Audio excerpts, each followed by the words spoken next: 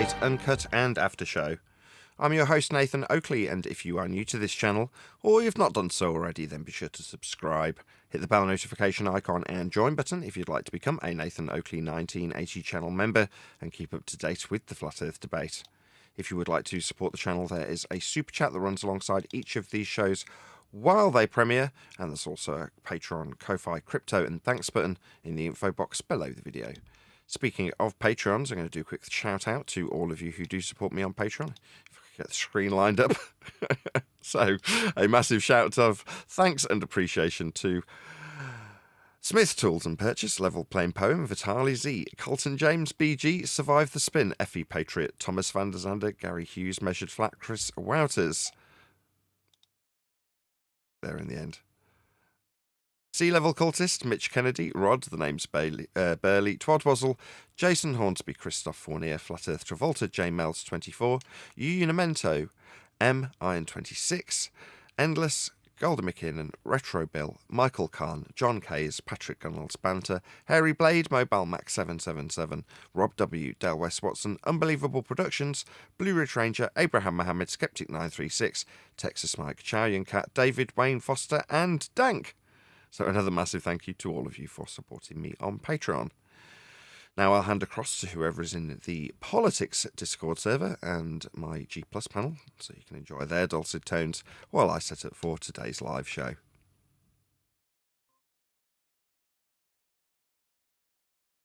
Hello. Hi Nathan, how are you? I'm alright. How are you? Great. Politics today? Yes. There's a few people in there.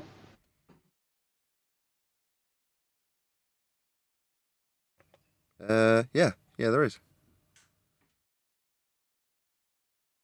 Shall we go in? I'm already in there. You are in. Thanks, Banhammer. Great to be here.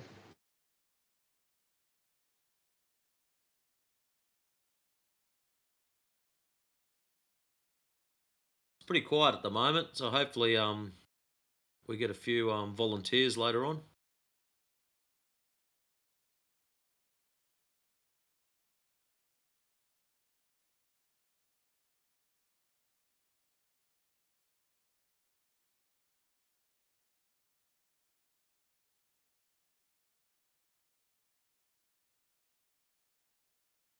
So I wonder what it's going to be today. Maybe giraffe?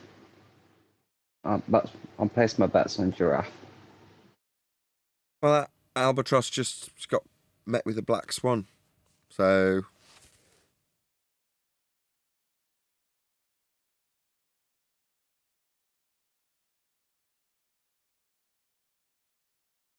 And now, the black swan eviscerates the albatross. Yeah.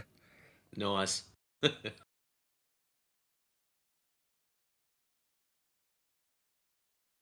I will say though, Nathan, David Attenborough is such a detriment to our country because people place so much faith in him and trust in him because of his demeanour and because of his credentials. But he pushes heliocentrism harder than anybody else. Okay. I mean, he's no different to anybody else, though, is he? He's that's his religion.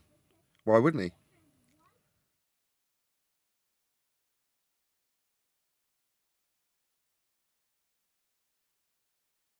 True.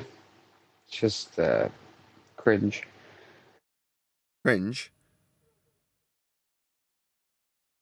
Yeah, I know, for example, my grandparents, David Attenborough is somebody they go to when Flat Earth is on the radar of discussion because they can't believe that he's wrong. They can't fathom that Sir David Attenborough, his whole paradigm is wrong and he's pushing something that's incorrect unknowingly. They can't fathom that fact. That can't be true. So it's role models like him that holds them back. from the truth, looking at the information objectively.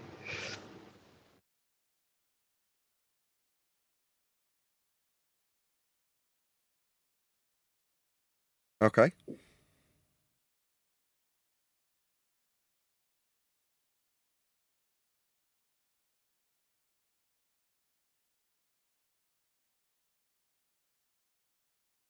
I'm just umming and ahhing about whether or not I should bid on this Elvis Costello microphone. Somebody's found like a dumpster dive microphone. Someone's pulled it out of some trash somewhere. They don't know what it is, but they can see that it might be worth something, so they've stuck it on with bids up to £23. I'm thinking, should I buy this this piece of crap that might not work? I swore to myself I wouldn't buy any more microphones. Just have lined up all of these microphones that I think I can get cheap and turn a profit on.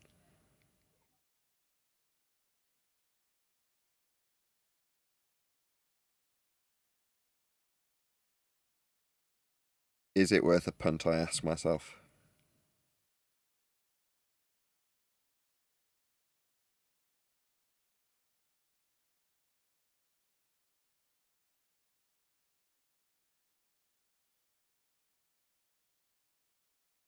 And I was thinking to myself, the poor guy who invented orthographic view, for practical purposes and uses, has no idea the monster he's created. Say that again. The gentleman who created orthographic view for practical purposes, for construction and architecture, most that, yeah, no doubtly. Well, he has no idea the monster he created, that people would be using it later down the line to create a bizarro world, perspective omitting Earth curve calculators. He had no idea the monster he created, what it'd be used for. Right. Yeah, people don't know, do they?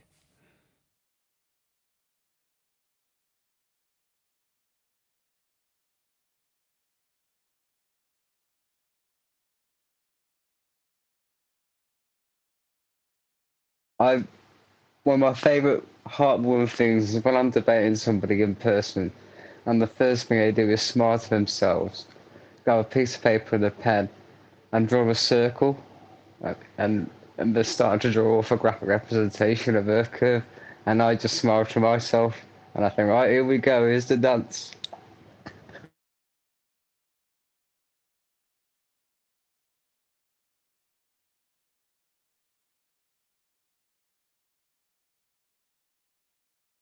The orthographic do-si-do. You just tell them I don't see the side of my own head generally in reality. Yeah, and they look at you like you've got two heads.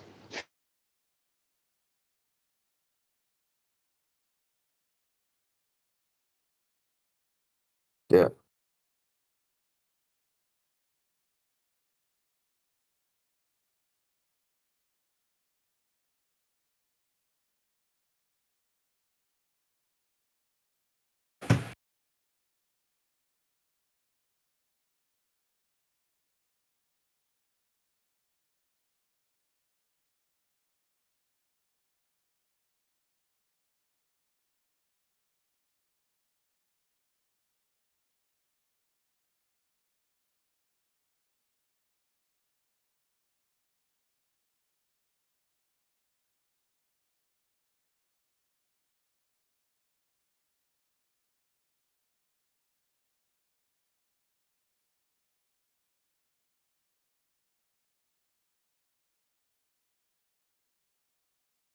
Globe believer was describing perspective, dropping to the zero degree that terminates at the horizon. And you just said, yeah, welcome to flat Earth. Yeah.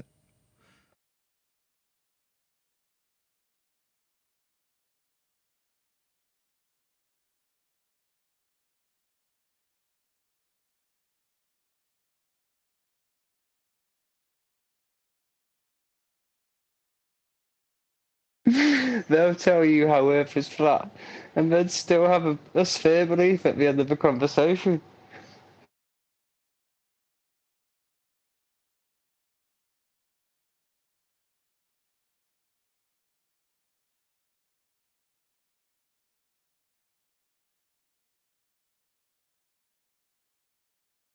The subject is pretty wild when you think about it. Wild?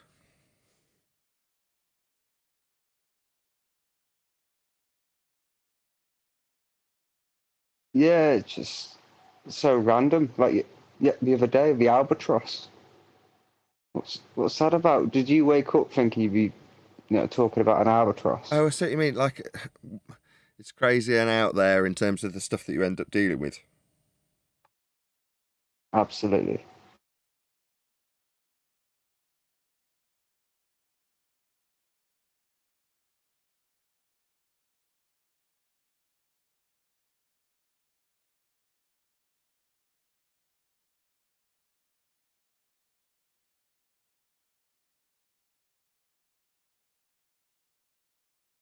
Put a cheeky bid on this biodynamic. See if I win it. 15 seconds left.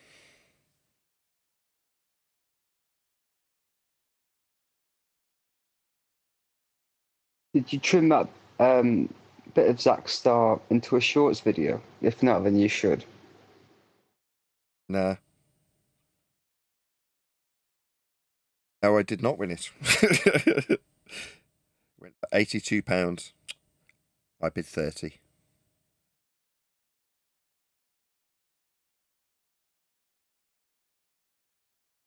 I don't think there's anything else. That's probably the last literal thing in the pipeline that I could purchase and make a profit on. Sorry, I was distracted for a few moments there. No, I did not trim out the Zach clip. All I've done for the last 3 days is put old microphones on eBay non-stop.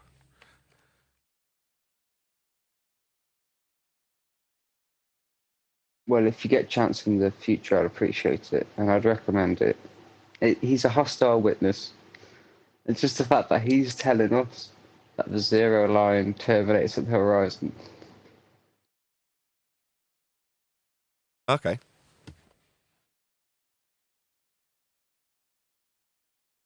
I mean, if I can get a timestamp, I'll trim it out. So if someone disagrees with us, we can just send them to him and say, well, you've come to the wrong place. You need to go and argue this with your brethren. Yeah. I'm done arguing with people. It's not an argument anymore, is it? We figured out that it's not an argument. Why would we need censorship? Well, because we can point out that there is no argument. The people in Flat Earth that argue about it, they're welcome, right? They might actually do quite well because they're keeping the idea that there's an argument to be had alive through their ignorance of how Earth is flat. They don't know it's flat yet, so they'll argue about whether or not it could be ball-shaped, and how ball-shaped it might restrict your view. Ugh. Well, I'm not, Earth is just flat.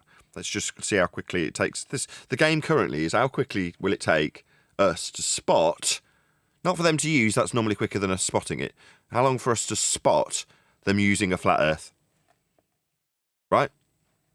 Now, in the near future, when we've honed that, it'll be how quickly before they use a flat Earth for their declarations. At the moment, it's just how quickly can we spot it.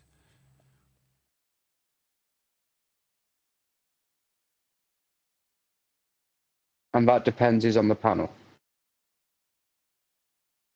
That depends on the panel.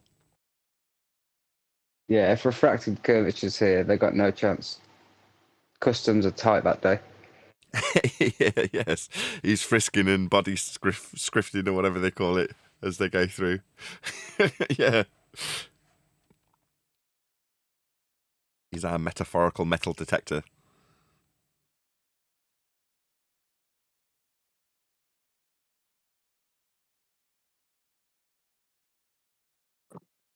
Excuse me, ma'am, I need to search you for presuppositions.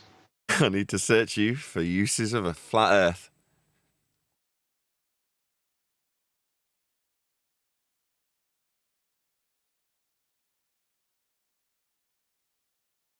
Yeah, you don't get to go on the plane anymore.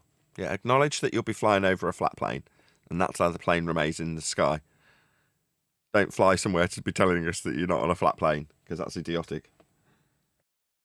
So I like the idea of customs, because customs is at airports a lot of the time, right? Obviously, there are other forms of customs, but the one that's very up close and personal, as in they're not going to search your car, they're going to search you. That's the airport one, isn't it? That people find very personal. Yeah, well, that's us. We're Flat Earth Airport Customs.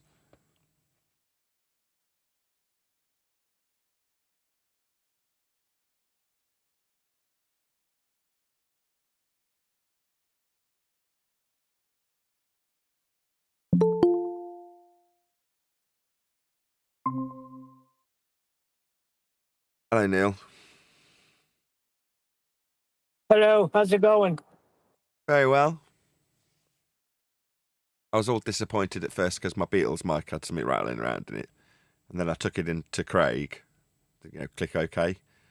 And he has this way of cheering me up when it comes to things like this. Because I'm all, oh no, disaster. My Beatles mic's broken. And can it be even fixed? What if fixing it makes it worse? Because it sort of works. So I've got all these concerns. I stick it in front of him. He's like, what's wrong with it? And I was like, well, nothing, it works. I was like, well, show him, it's rattling. And he's like, he says, maybe it's intentional. I says, what do you mean? He says, once you finish singing, and then he shakes it. He's like, you can use it as a maraca. I'm like, See no. that click? He's okay. He's all right, isn't he? I was like, do you think you'll have to unglue the sintered top? And he's like, nah, I'll just slide it out of the bottom. It'll be no problem at all. I'm like, oh, but you might damage the diaphragm as you slide it down. He's like, shut up. He says, you always worry about these things like they're a big deal. He says, no problem. It's fine.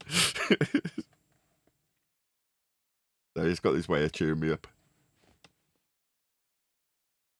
Yeah, you're one of those annoying customers, like when they start telling me concerns on the floor that are like no concern to me because they're not a problem. Well, I'm worse than that. I'm not even a customer. I'm a mate of his that he fixes things for free. So I'm worse than a customer. I'm his irritating mate.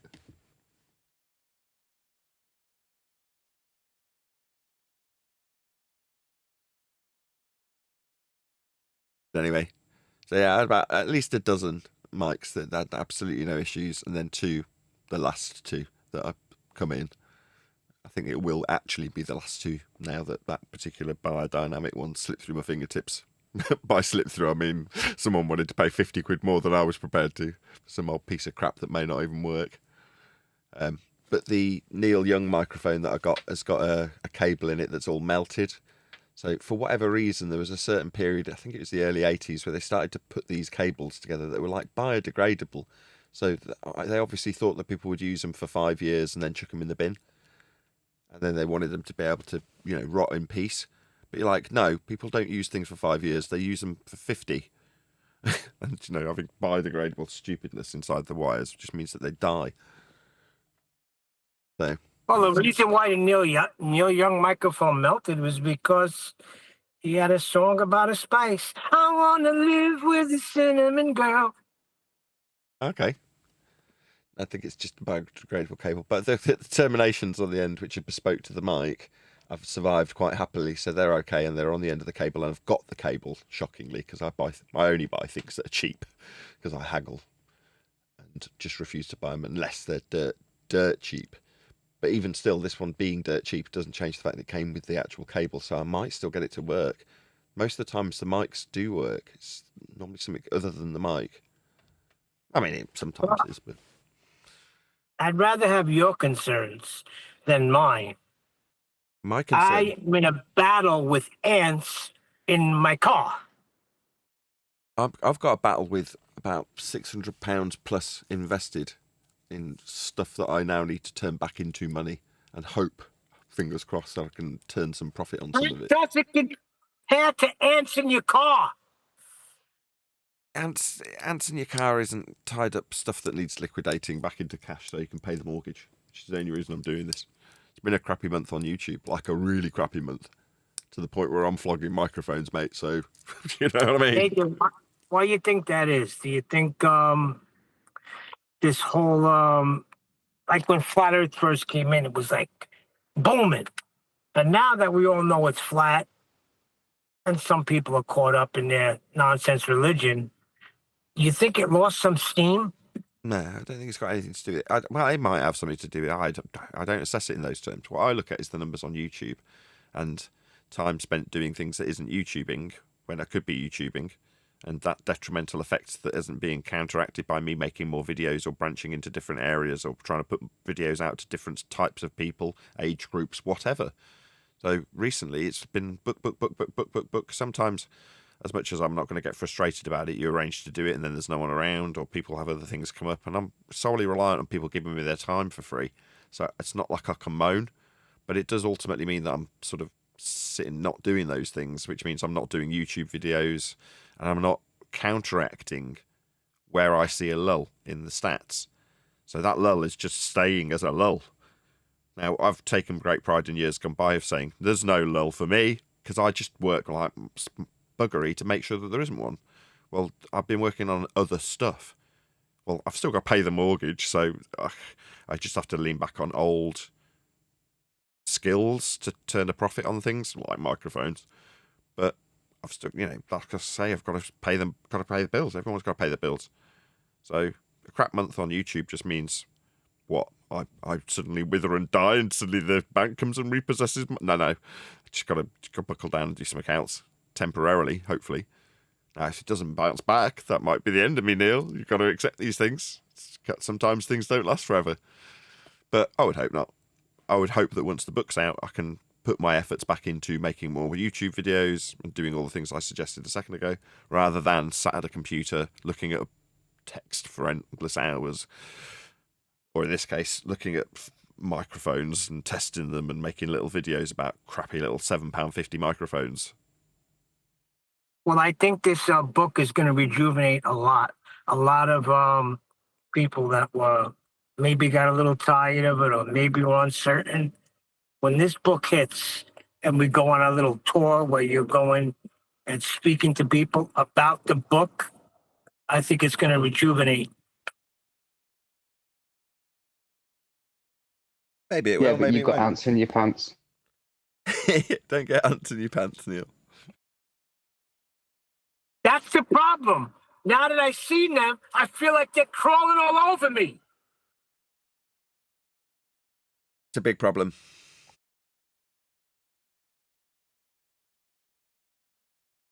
Well, the thing is, I got it from my brother-in-law, and he used it as a work vehicle. So he didn't maintain it like he did his, family vehicle. So I should have did a total overhaul on it, but I was so freaking depressed that I crashed a beautiful car, and I'm stuck in this. So I didn't even want to clean it, but I should have. Well, ants in your pants is a British saying to children to encourage them to sit still because it implies they're fidgeting. So that's up. quite. It's quite fitting for somebody who can't stay off mute. Same thing here, buddy. It means the same thing.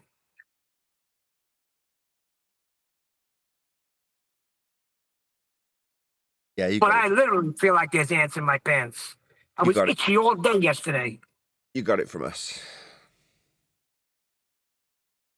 Yeah, well, I know that. We get everything. We are England. England was here. Well, I know that.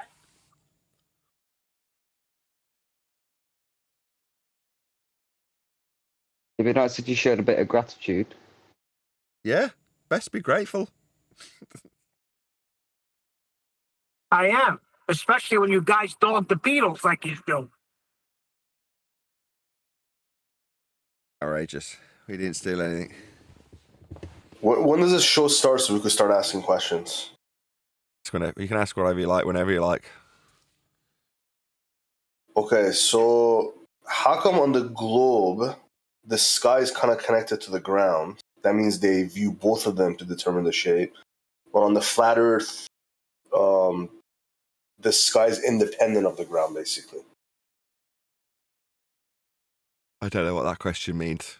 How do you mean it's connected on the globe and it's not connected on a? I don't know. So okay. So on the globe, they'll say like distance to the sun, 24-hour sun, the moon, and all that. It's all connected as part of the globe.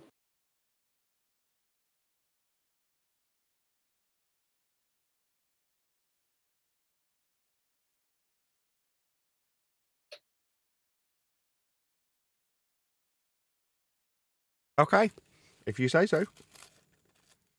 Well, it's not my claim. That's what they say. They say it's connected.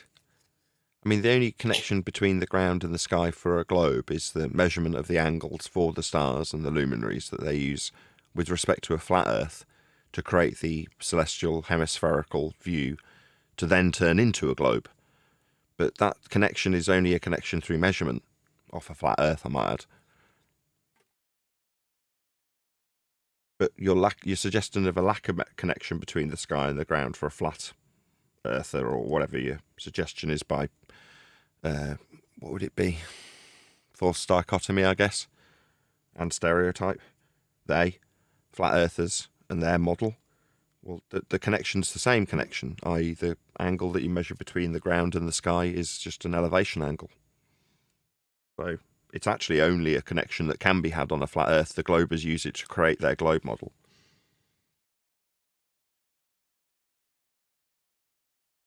Unless I'm missing something. That's as best as I can. So, like, fathom. okay, so a specific example, right? I asked you this about the 24-hour sun, and you basically said it doesn't matter, like it's not connected. Whereas the globers will say that 24-hour sun is connected.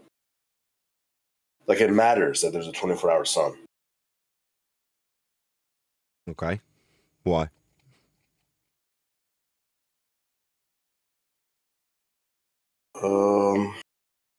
I think, well, that's a good question. I mean, I think there's a misunderstanding on the globe that they basically think every flat earther believes in the AE map, right? That's why they say it, I think, to debunk that map. But when you tell them not everyone believes in that map, am I correct so far? What's it proving? What? What is a 24-hour sun in Antarctica proving? Or Well, that's what I mean. To me personally, if you're asking me, I don't think it proves anything as far as the shape of the Earth. But it the does. globers, sorry, Oh, it absolutely does. the 24-hour sun. Yeah, they're measuring an elevation angle of it. When you say that it's up or we see it, well, what do you mean? How can you describe that in any way other than to just observe it, which means nothing? Well, you can describe how it appears to you from the ground, and you can measure it, right? And they do. Well, their measurements are, as I just described, elevation angles. Off a flat Earth, they're angles. Two straight lines. One is the ground, one is the line up to the sun. That's the angle of elevation of the sun when measuring it above the horizon for 24 hours. That's a flat Earth measurement. You can only measure that with respect to a plane, and that is how it's measured. So it does prove a shape to the ground, if you want to call flat shape. It's not, it's an aspect. Because that's how we measure the ground if we're going to describe the sun with its elevation angle, and that's how we do describe the sun with elevation angles. So did the guys who went down to Antarctica. Okay, but you're just mentioning the distance to the sun and how it's measured, right? Not the distance, no, not distance. Elevation angle. Yeah, sorry, elevation angle, which doesn't matter if the sun's 24 hours or not. As long as the sun's there, then you could do this, right? But you can just measure an elevation angle to it, and that's what's practically applied to the sun if you're going to use it for stuff. So yeah, I mean, people measure elevation angles. You can map and chart the world with it. A flat Earth, that is. You can only get these angles if the surface is flat. It's a prerequisite. Earth must be flat to measure elevation angles, and measure elevation angles is what we do on a flat Earth, that it must be. Yeah, once you do that, it's game over. That's the point.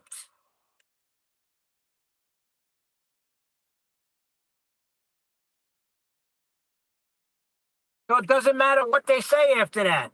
You measured it off a flat Earth. That's the only way you could measure it, because you ain't measuring it off a curve. then it's not an angle.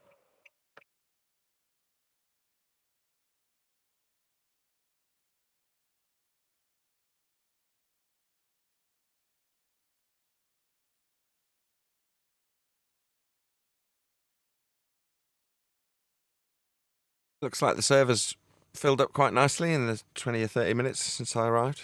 Wonderful, wonderful. In about 5 or so minutes, I'll be going live. Please don't swear. That's it. That's all I ask. Other than that, feel free to ask any questions like that last chap. I'll do my best to answer them, as will my dutiful and obliging panel, who you can hear in the background when my name, that's Nathan Oakley 1980, flashes. There are several other people who join me to hopefully answer any questions that you may have. You might find yourself in a state of confusion or cognitive dissonance that needs alleviating, and we're here to help. Would the last chap mind just confirming what we said? Just repeating it back to us. You're being asked if you understand the sun above the horizon for 24 hours would be a description that's only capable of measurement with respect to a plane. Did you comprehend and understand that? You're being asked. Are you talking to me? Yeah, well, I'm not. One of my panel, Central Go. Yeah, I understand. Jolly good. Welcome to Flat Earth.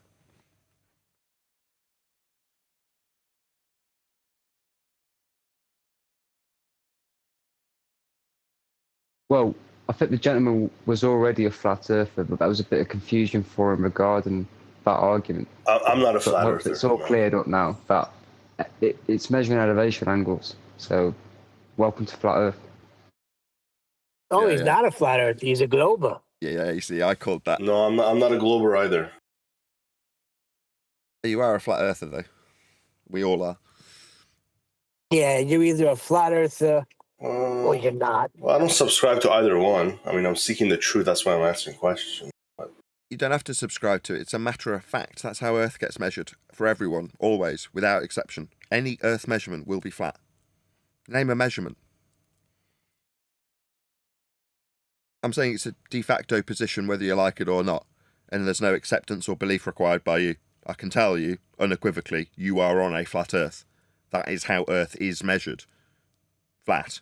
For everyone, always, without exception. Therefore, ipso facto, you are a flat earther. You don't have to like it or accept it, and it doesn't require your belief. Or any shame. Yeah, no shame either. Yeah. After the fact, if you want to believe you're on a ball, that's fine too. No shame. Well, I Obviously. wouldn't say that because there was a guy yesterday telling everybody how his whole family disowned them after he became flat earther. Depends how he did it. If he went around telling them what's what, they might get annoyed with him and disown him. I don't know the ins and outs, but I do know that, generally speaking, people should mind their own business. Plenty of people in the country that you're in, or I'm in, have a religious belief in being on a ball. That's something you don't want to mess with. You might get disdain from that person if you try and take their religion away from them. If you try and point out that it's a religion, that you get the same disdain. It's like, what kind of reaction do you expect if you go up to a Scientologist and tell them they're in a stupid religion? They might get angry with you. The same thing. Coincidentally, it's the same religion as Scientology that you'll be telling them about. They're the same thing. Heliocentrism, Scientology, the same religion. Yeah, that part is true because I haven't met a flat earther who's an atheist yet.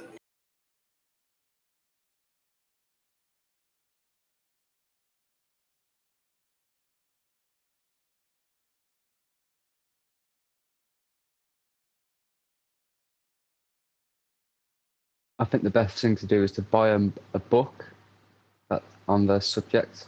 If only there was one out or one coming out soon. And then you could place it somewhere where they think they've chosen to pick it up and read it. Is there a reference book with such information? Oh, I'm not sure. Do you know of one, Nathan? Is there one in the offing? There's one in the offing. Offing, I love it. Offing's the horizon before it was hijacked. When they described and calculated the offing, The offing is now the begging the question, proof and nothing perspective hijacking Earth curve calculation representation of a point below surface level marked with an X and labelled horizon. That's the offing. But there is a book in the offing, metaphorically speaking, called All Roads Lead to a Flat Earth by Nathan Oakley. It will be the ultimate flat Earth reference guide.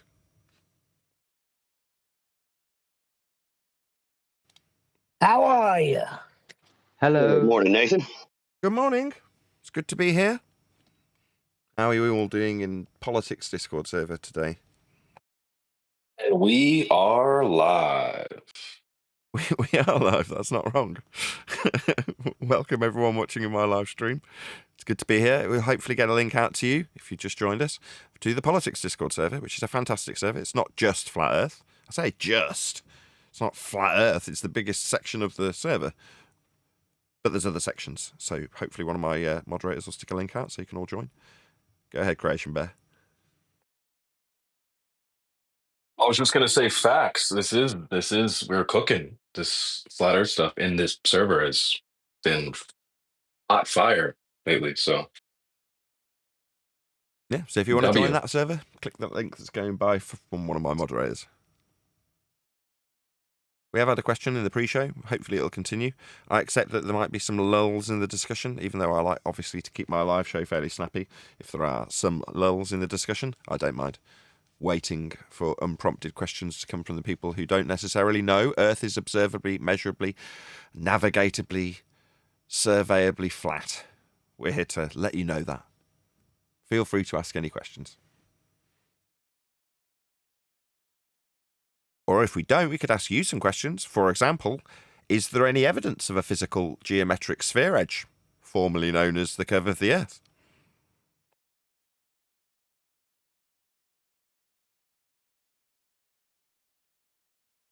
Or maybe, is there any scientific evidence of gravity? For any of you ball believers in the politics Discord server. You guys love talking about a bit of gravity.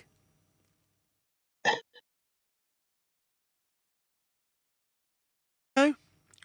What about any single viable hypothesis from any of the fields of astronomy, cosmology, or astrophysics? Maybe a bit of science from the globe believers. That's how you all got deceived to being on a ball, by the way, in case you were unaware. Being told that science proves this, that, and the other.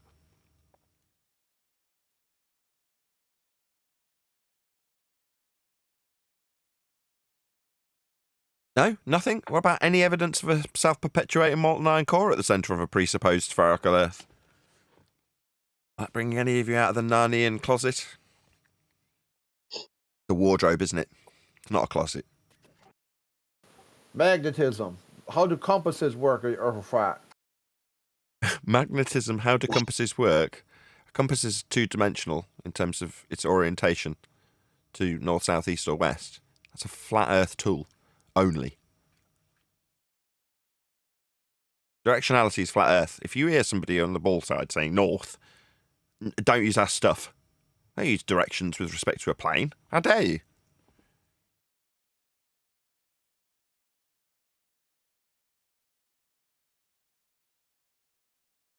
Any evidence of the distance to the sun, as that's what we were discussing in the pre-show, elevation angles more specifically. Just a little bit of sun distance? Anybody at all? Anybody? No? What about any evidence of axial rotation of the Earth-based variety? Toss you all a bone here. Come on, globe believers. You all think you're Day spinning, and right? night cycle. The day and night cycle. The day and night cycle? Yeah? What of Day it? and night cycle. That's racist. Only we can speak like that.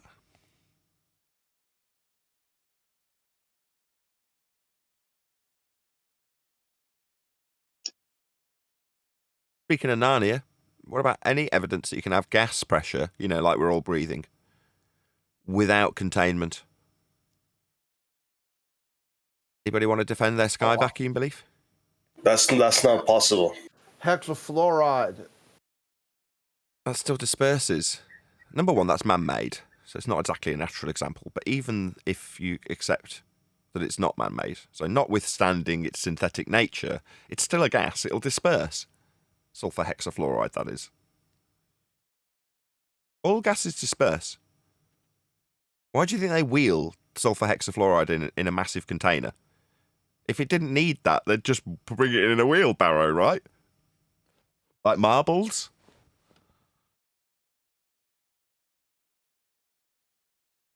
Nathan, are all gases unbonded? Are all gases unbonded? Yeah, that's what gases are. If they're bonded, it's either a liquid or a solid. When they relinquish that bond, that's what gas is. Unbonded. Hold on a second. So they're subject to... Are you trying to catch me out with inter versus intramolecular bonds here? What are you trying to say? Trying to be sneaky. I'm just asking if they're subject to elastic collision. Which bond because are we of their talking? unbonded nature. You've dodged my question. Are you talking intermolecular bonds or intramolecular bonding? Which one are you talking? Well, just gas in general and its differences from a liquid or a solid. Unbonded. Fundamentally, that's the difference. The fact that it is unbonded at an intermolecular level. There are no intermolecular bonds between gases. They're unbonded. Does gas disperse in all directions? Always, yeah. All directions, all vectors. I was watching a Vsauce video and he made this comparison, right? What's lava? Liquid rock, right? So it's rock in its liquid form. With me so far? So what's ice? Right? H2O in its solid form.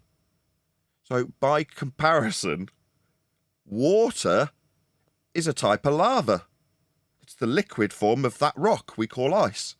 Like lava's the liquid form of that rock we call basalt or whatever it is. Yeah?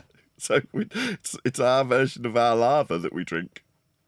I quite like that. I just typically don't like a Vsauce video, but that one tickled me.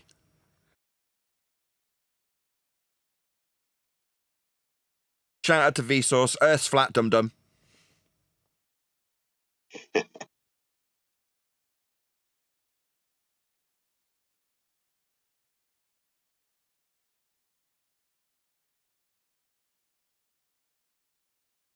Don't know. Nobody going to defend the sky vacuum? Somebody said that can't be possible. That Gak guy that's allegedly on the fence.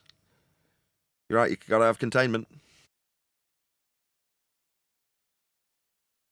So you're saying there's a ceiling then, yeah? Yeah, there must be containment for us to be breathing. We can't be at pressure otherwise. Well, the globe claims that gravity is holding the gas down.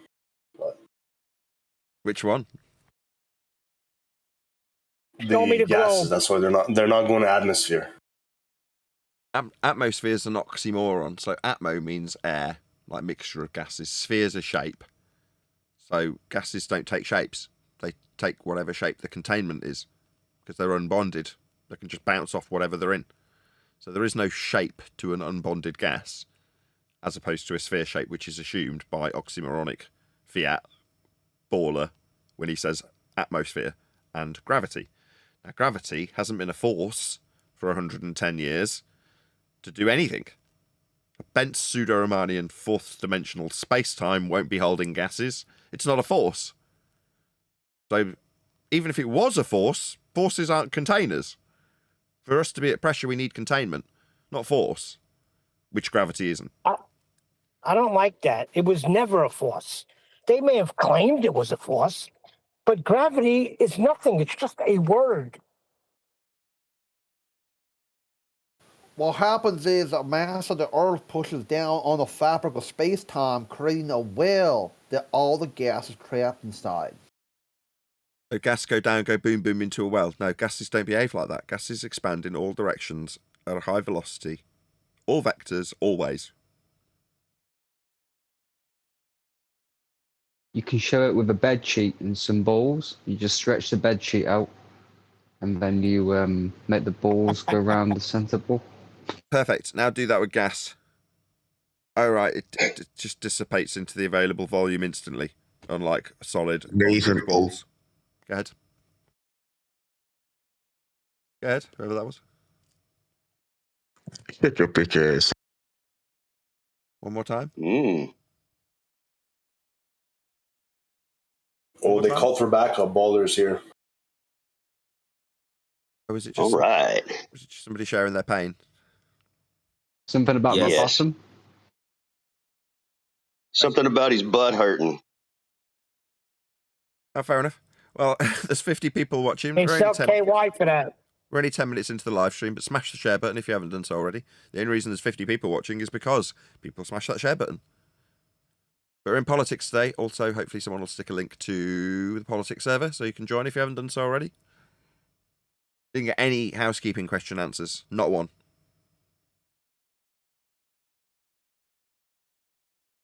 Any evidence of the R value? Earth radius? Negative. Is there any evidence there's a 24-hour sun in Antarctica? Didn't we used to ask that question all the time? No, we've never asked that question, Neil. That's not a question we concern ourselves with. Concerning ourselves with the elevation angle of the sun with respect to a plane of the sun over a 24-hour period in an area that you travel to with respect to a plane wouldn't really concern me at all. Maybe my lack of concern is why I currently have less views than I typically would have at this.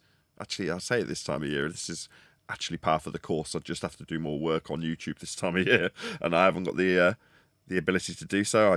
I'm always at my maximum in terms of stuff to do, and I've been writing a book, so that's taken over from doing what I would have done this time last year, which was Omi videos. Do you remember the Omi videos? They were good fun, weren't they?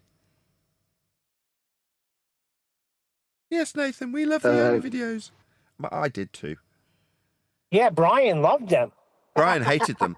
He thought that it would get me in trouble with underage kids because people were using the older version, Omegle or whatever it was called, to flash, like be perverts basically. And I remember it's like that's nothing new.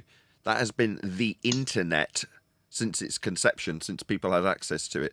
And I remember 20 years ago, South Park taking the mickey out of it. Cartman's on Yahoo Messenger, and he's looking for new friends online. And he's like, man doing things he shouldn't to himself, man doing things to himself that he shouldn't. Oh, hello. Oh, hello there, little boy. How are you? And then the guy starts doing things to himself that he shouldn't. So he clicks on to the next one, and so it continues. That was 20 years ago, with them taking the mick out of Yahoo Messenger. Now, has anything changed? No, people are dogs. Nothing ever changes. But Brian was concerned. Go on. There are perverts everywhere and every time. Yeah. They just did that city portal thing where there was like an internet connection between two different cities and people could wave at each other. New York and It's all Ireland. it devolved into. New York and Yeah. Ireland is what you're talking about. Yeah, it's all it devolved into is people just flashing each other. No, they had some lovely TikTok-style dances done through the portal too that were filmed. At what age would you say you got into flat Earth, and what triggered you to get into it? What triggered me was a guy called Math Powerland saying Earth's flat. Then I went immediately to my wife, shook her in bed at 3 a.m. or whatever it was, and said Earth's flat. Because I instantly recognised the truth in that statement when it was said without ridicule. How old was I? It was 10 years ago. I'd been 34. So before that, you thought it was a globe, yeah? Yeah.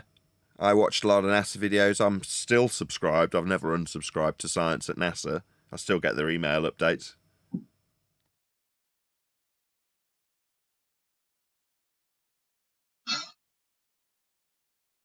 In the last couple of years, we've realised that everybody measures Earth flat regardless of their inclination towards one or the other belief that have been created for us. So there's been an impression that there's a flat Earth to believe in and a globe Earth to believe in.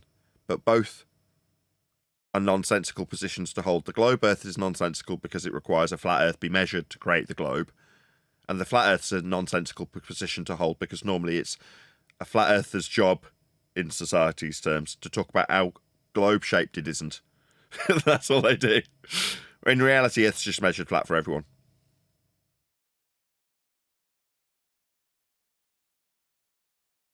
Hope that answers your question. When did you find out Earth's flat? Was it just now? I would say probably a year now. Do you know for sure and without a doubt it's flat, or do you just believe it's flat? No. I don't know. That's why I'm researching. Do you know for sure and without a doubt the Earth is flat? No. He said no. Know this: Earth is measured flat. Doesn't matter if you're making an elevation angle measurement for the stars, as exampled in the pre-show to the other guy, or measuring your height off surface level with a parallel eye level. All measurements of Earth with respect to its surface will always be flat. There are no exceptions. Any Earth measurement will necessitate Earth be flat for the measurement. So don't. Is your believe mother it's flat though?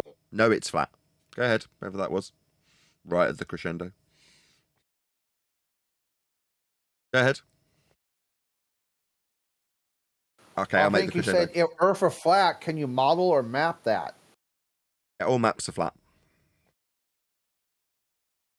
They have to be to work with the two-dimensional directions on a compass, which are also flat and must be flat for them to function. Same with the Your elevation mama's angles. flat. Say again?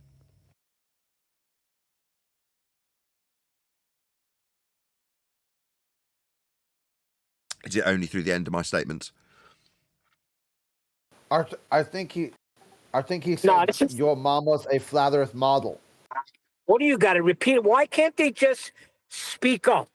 We don't hear you. Repeat what you say. What the freak? He needs permission from his He mother was just a first. hold on. channel bomber. Okay, well, we are being asked for models and maps and stuff. All maps are flat. They have to be, or they wouldn't work with elevation angle measurements for circles of equal elevation, triangulation, positioning, charting, navigating. That's why the maps are all flat, same as the directionalities, north, south, east, west, they're flat. Earth's flat. That's how we deal with it and measure it. In this case, with navigation. The models and maps are all flat. Hope that answers your question.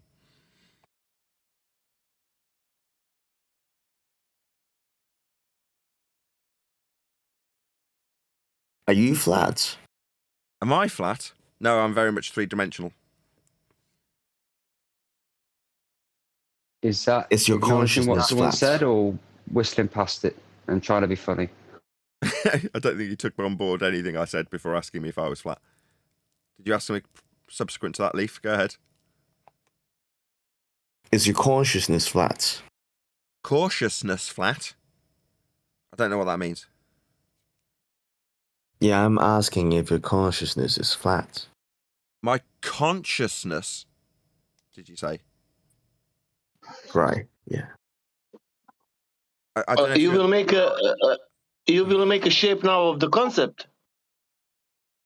Okay, consciousness isn't really the discussion for the room, right? So that might be a psychological... Yeah, the Earth is a I'm concept answering as you, well. Leaf. I'm answering Like you. you're perceiving Leaf, I'm Earth answering you. Leaf, within I'm your answering brain. you. So I'm the answering Earth you, is a Leaf. Leaf, I was concept. answering you.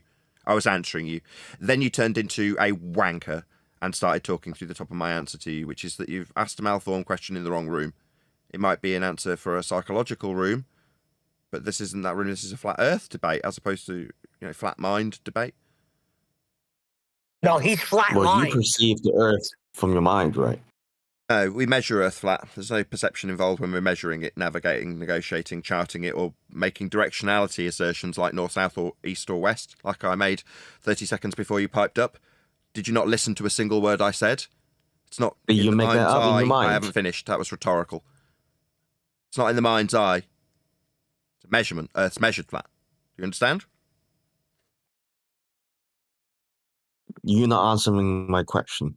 I answered it quite What a specifically. flathead. I said, you're in the wrong frickin' room. Are you a dumbass? Dumbo, we're talking about Earth and its measurement. The measurement of Earth is not in my mind's eye. Second time I've said my answer to your question quite specifically. I've even summarised your dumbass question that I'm now answering for a second time because you're clearly retarded. Maybe you should bugger off to a mental room that assesses your mental state because you seem to think that you're asking me about whether or not I'm flat mentally.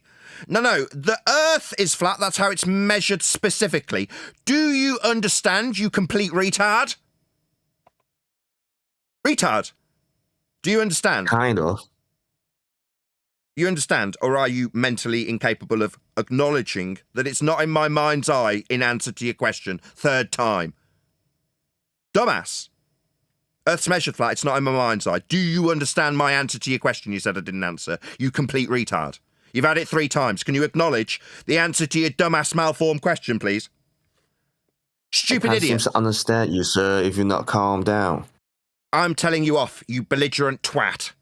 You stupid, dumbass, retard globe believer who's had his question answered and hasn't acknowledged it and is now getting told off by me, a flat earther. My name's Nathan Oakley.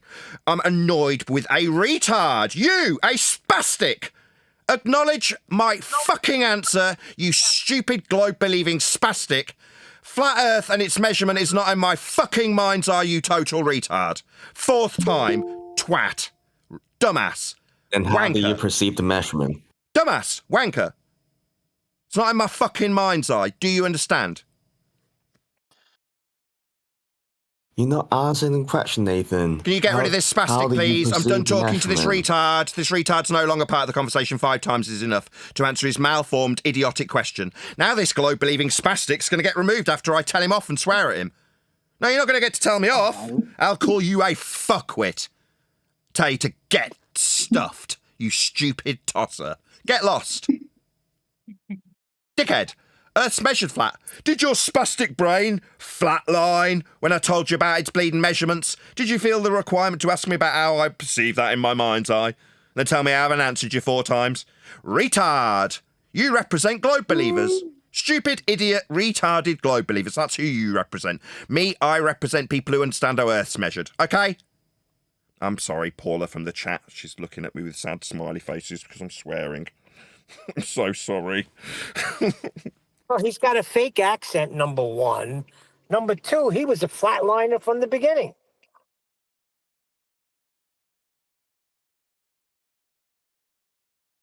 I'm a polite guy. I don't mind engaging with people. But when they start telling me that I haven't answered their question that's malformed intentionally, after a discussion's taken place about Earth being measured flat, that doesn't get any acknowledgement when I'm asked about my flat brain, get lost. Okay, I'll smile at him. Get lost, you're an idiot. Go away. You've got nothing to offer because you don't have the mental capacity to engage with us on this level. The level of Earth and how it's measured. You don't have that capacity. Ergo, you're stupid. Now, could you say that in a more refined way rather than just swearing at you? I'm glad I've got Paula in the chat to put her smiley faces upside down so I know when to stop immediately. To rein it in instantly. keeping me honest from the chat. Keep cooking, Nathan. Sorry, go ahead. Sorry, I didn't mean to cut off the end of your sentence there. But no, keep cooking, dude. Don't worry about the chat has to say. We got to roast these globers. I've got man. 80 Now he people. can keep cooking with a cleaner mouth. Yes, I'll try and stop the that. bad language. I just hate being... No swearing. I just hate being told 4 times that I haven't answered a question I've really specifically addressed. But there we go. Because these people think they've got the right to tell me off and ask stupid questions. And when they get told off as a result, it's like just me trying to flip the tables. I need to figure a way of doing it without swearing. But it's done for dramatic effect. In other words, I am intentionally doing it. It's not that I've lost control. I do want that dramatic effect. These people pour scorn on us daily. They hate us. So when they ask a stupid question, I want to pour as much scorn on them in response. So it's a bit of a shock. Oh, what the hell's going on here? I'm getting torn a new one, justifiably, by a flatty. I just don't need to do it with swearing. Man, I disagree. What's up with you, Des? You're off mute and you're yawning. Do you have anything for us? Call him out. Des? Yo, sorry. I will mute. Thank you. Morning, peoples. Did you say you had a book out, like? A boot cut? A book? A book? Got a book coming out, like? I do have a book. Aye. Aye. Book. Aye. What's that called? All roads lead to a flat earth. That's the working title. Oh. Okay. It's coming out That's soon. why I'm saying you got to clean up the language a little bit because you're going to be making appearances. And people are going to find you. They're going to look at some videos and they might be turned off. That's all I'm trying to say. You're going to have to start wearing This the ain't no tie to the family live show. shows, Nathan. Should be a family Don't get show. got time for that. When's book out then? As soon as it's bleeding done, I wish it was out 6 months ago. It's just the people around me have got higher standards than I, and they're pulling at the standards around me, and it just takes time. Imminently, soon. Are you the author, like? There's now become 20 different authors, but yeah, basically, there's loads of people that are putting their eye over it to make sure it's correct, though. Well, it's like a reference book, did you say? Yes, that's what there's some discussion about changing the title from All Roads Lead to a Flat Earth to just the Ultimate Flat Earth Reference Guide or something similar. It'll be really good It's for like flat culmination Earth of everything you homeschool gathered in your curriculum. journey. Yeah, in essence. Could yes. like have chapters for homeschooling. No, there's no homeschool chapter. It's just about Flat Earth. Does it have like a search function where you can kind of look and, I guess like a good index, like? Yeah, it's got a glossary, so it'll have a solid. I don't want to say it's going to be a third or a quarter of the book, but a sizable chunk of the book will be the glossary at the back. That's going to be a combined description of all the various different references and words that we use, and a lexicon of language that we use in the show. So that will be extremely comprehensive. Also, it already is sizable, and as we're going through and putting the T's over the I's and so on, we're also adding T's over the I's. Yeah, T's over the I's. You got it. T's over the I's. Oh. Yes. So how many pages do you think it is? A big book? At least 4, maybe 5 pages. I'm hoping for more. We'll see. 5 pages. Is that a joke, like? That was my attempt at humour, yes. I haven't counted. Oh. Okay. Damn, I was going to believe that. That's crazy. So if anybody wants any information, that's the place to go, like? Yeah. It's going to be printed on like ancient forest wood. Like ancient redwoods will be chopped down for the paper. No. Without the sarcasm, whether or not you're asking in sarcasm or in sincerity is irrelevant. Yes, the book's a big deal, and why is it a big deal? It's a book that will last a long time. Nothing about the book is such that it will date. Yeah? Now, there's certain things in people like Rowbotham's book, or Parallax, whatever, that aren't necessarily up to date. But as far as I'm concerned, other than the odd cultural reference that you have to keep in there, otherwise it'll be boring, the actual information related to how Earth's dealt with will remain current always. So it's not like there's going to be an All Roads Lead to a Flat Earth Part 2, because there's no need. But from that perspective, once it's out, it's not like, oh, that's no longer relevant, like women's rights from the 70s are very different to how they are today, therefore a book on that subject would be out of date. This isn't going to be like that. So therefore, as much as I'm frustrated because I'm poor at the moment, I don't have enough time to pay the mortgage, literally. So from that perspective, it's frustrating because I'd like the book to be out, to be earning money. It needs to be that's the whole point initially, at least, for it to be a revenue stream for me. But it's turned into something more. So I'm prepared to wait for the polish to be, rubbed off, or however you term it metaphorically.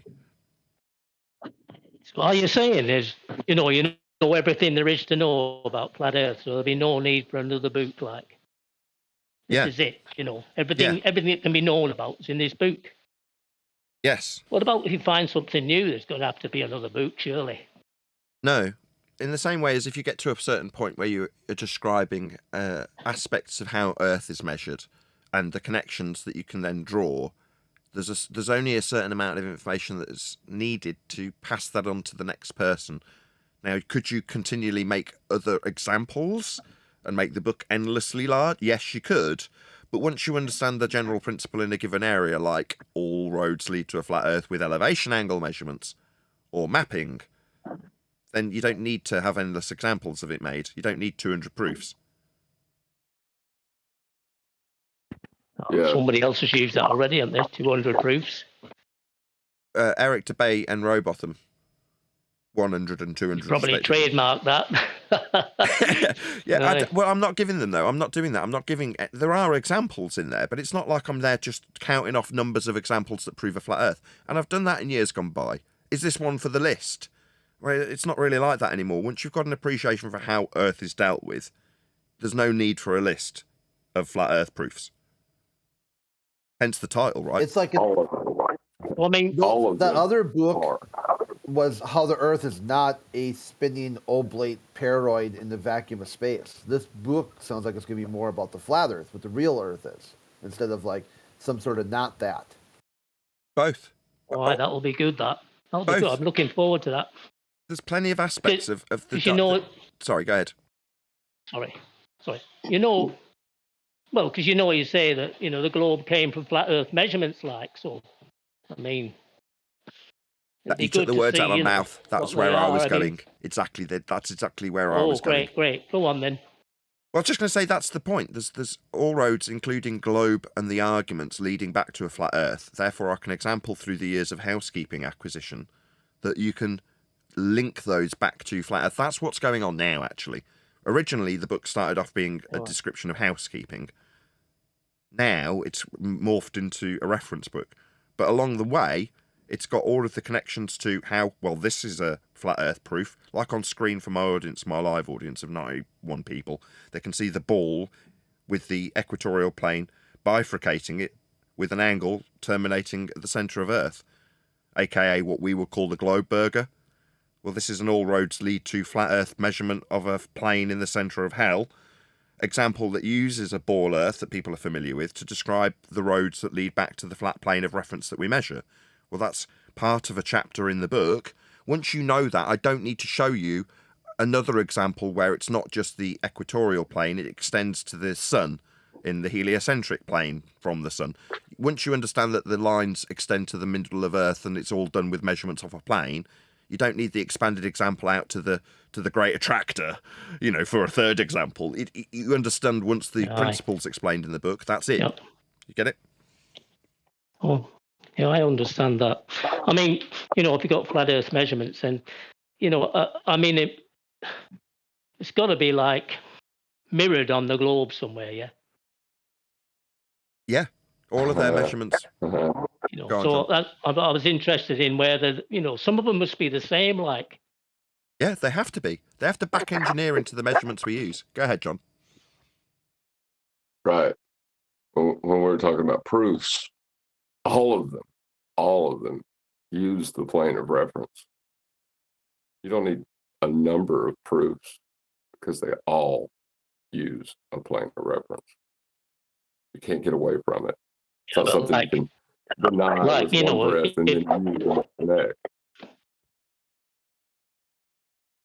You know, if distances have been measured like on flat Earth, and then they've been somehow, I don't know, how they put them on the globe? Well, you use a fixed radial value. You take the linear distance you just measured, and you use that to create an arc value across the surface of a sphere. You didn't measure it there. Yeah, PCX triangles. So what? I mean, are there any like, you know, outstanding common measurements? Like, you know, you'll find the same measurement on the flat Earth as you do on the globe. Yeah, all of them. All of them. Like the radius? Yeah, that's a flat Earth measurement. Minimum elevation angle measurement to Polaris. Gives you the equator. Has to back engineer into that measurement to be capable of creating the ball. So that's a flat Earth measurement the ball uses to create their equator and their ball itself, radius. Yes, flat Earth measurement. Keep listing them. I'll go on all day. Or just buy my book when it comes out. Here's a good one that people like. The differential between your eye level and surface level appears to meet the sky. As you raise an altitude, will give you varying drop angles of the horizon. Did you follow along with that? Oh, a little bit. I was still thinking about the last thing you said, to be honest. No worries. What John just went through about was the radius. Calculate the difference between surface level and eye level. Do you understand that, first of all? Oh, yeah. So if you can calculate the difference between surface level and eye level, the assertion that what befalls you as you raise an altitude drops away in elevation angle or depression angle. Yeah, that's called a dip angle. Yeah? Do you follow me so far? Like looking down. Yeah, it's just that. Looking down compared to what, though? So with respect to your eye level, you can describe how down you're looking from that eye level. You with me? All right. Yeah, you're looking Right, down. So we've got surface level and eye level as prerequisites to describe what I've just got you to follow along with. This is Earth curve maths that we're going through. Just so you know. We're calculating the difference between our eye level. How does that correlate with flat Earth measurements then? That Correct. one? Exactly. So surface level and how high you are in feet off surface level gives you an eye level parallel with it, and you can calculate the difference, the dip, to the surface you raised above, up off, if I could say it. Well, that's Earth curve. But you'll need a surface level, and it must be flat for it to be parallel with eye level. That's what they call Earth curve. There's no Earth curve in it. There is no Earth curve, no. So if the radius is the same, then what's the circumference of the Earth comes from the radius, don't it? Yeah, that's minimum elevation to Polaris. 25,000 miles or something, is it? 24,900. Your great circle. Your great circle is formed from. So is that the same on the flat Earth then, too, somewhere? Well, you just got the answer before you asked the question, actually, from John. Can you just repeat what you just said, John? Your great circle, that we will call the equator, is taken from the minimum elevation angle to Polaris. Are you talking about the globe now? No. Well, they call it the equator. Well, they call it the equator, 20, what do you say, 24,000 something? Yeah, 24,900 and something, or 24,900. Which is just the great circle route of the minimum elevation angle to Polaris. Or there, at that point, is that the same circle, same size circle there? Yeah, it's just the outside edge of the sphere that you create when you measure your angle to Polaris receding to zero. That angle is obviously Is that the equator? Do you call that the equator too? Well, you can call it arbitrarily. Yeah, okay. I can call it the equator. I've got no issue with that. It's arbitrary, but yes. Oh, that's right. Yeah, I'm trying to understand, in my head how you go from flat Earth measurements and how they got to the globe, and I just kind of thought some of these measurements must be the same. So that's good. So both equators are the same, the radius is the same. That's interesting. But what is the equator? What is the equator now? Is it the outside of diameter of a ball when you just measured a plane to get it?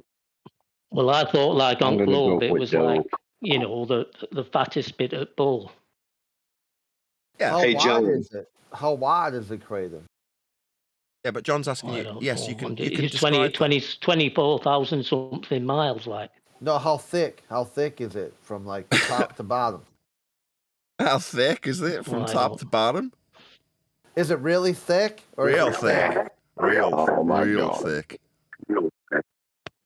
Okay. It's conceptual. Don't give it a thickness. I won't bang my head against the how many steps would I take if I start from the north and walk south? How many steps is the equator? No. So how did they wrap flat Earth around the ball? One sec. So Chris mixing metaphors. No. If we're talking in ball context, you can't then talk about south or the deep south or being thick in a southern accent. South is with respect to a plane also, so you can't talk about globular stuff and south contextually. So don't use our stuff scenario, Crit. I know you were only being sarcastic, but it still needs addressing. But it's still, we can move on to other measurements now because you have north, south, east, and west. Well, if you've ever used a compass, the first thing you will ever do is level it to the plane of reference, and then you'll take your directions from it.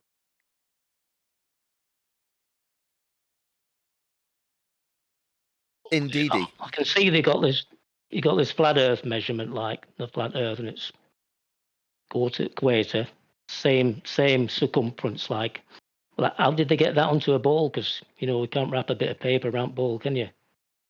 No, you need to have a sign conversion, but you're missing a step. Go ahead, John. Right. You got to form the celestial sphere first. And that's you on a flat plane measuring an angle to the celestial sphere. You got to get that and form that from pretty much deforming 20 degrees above the horizon.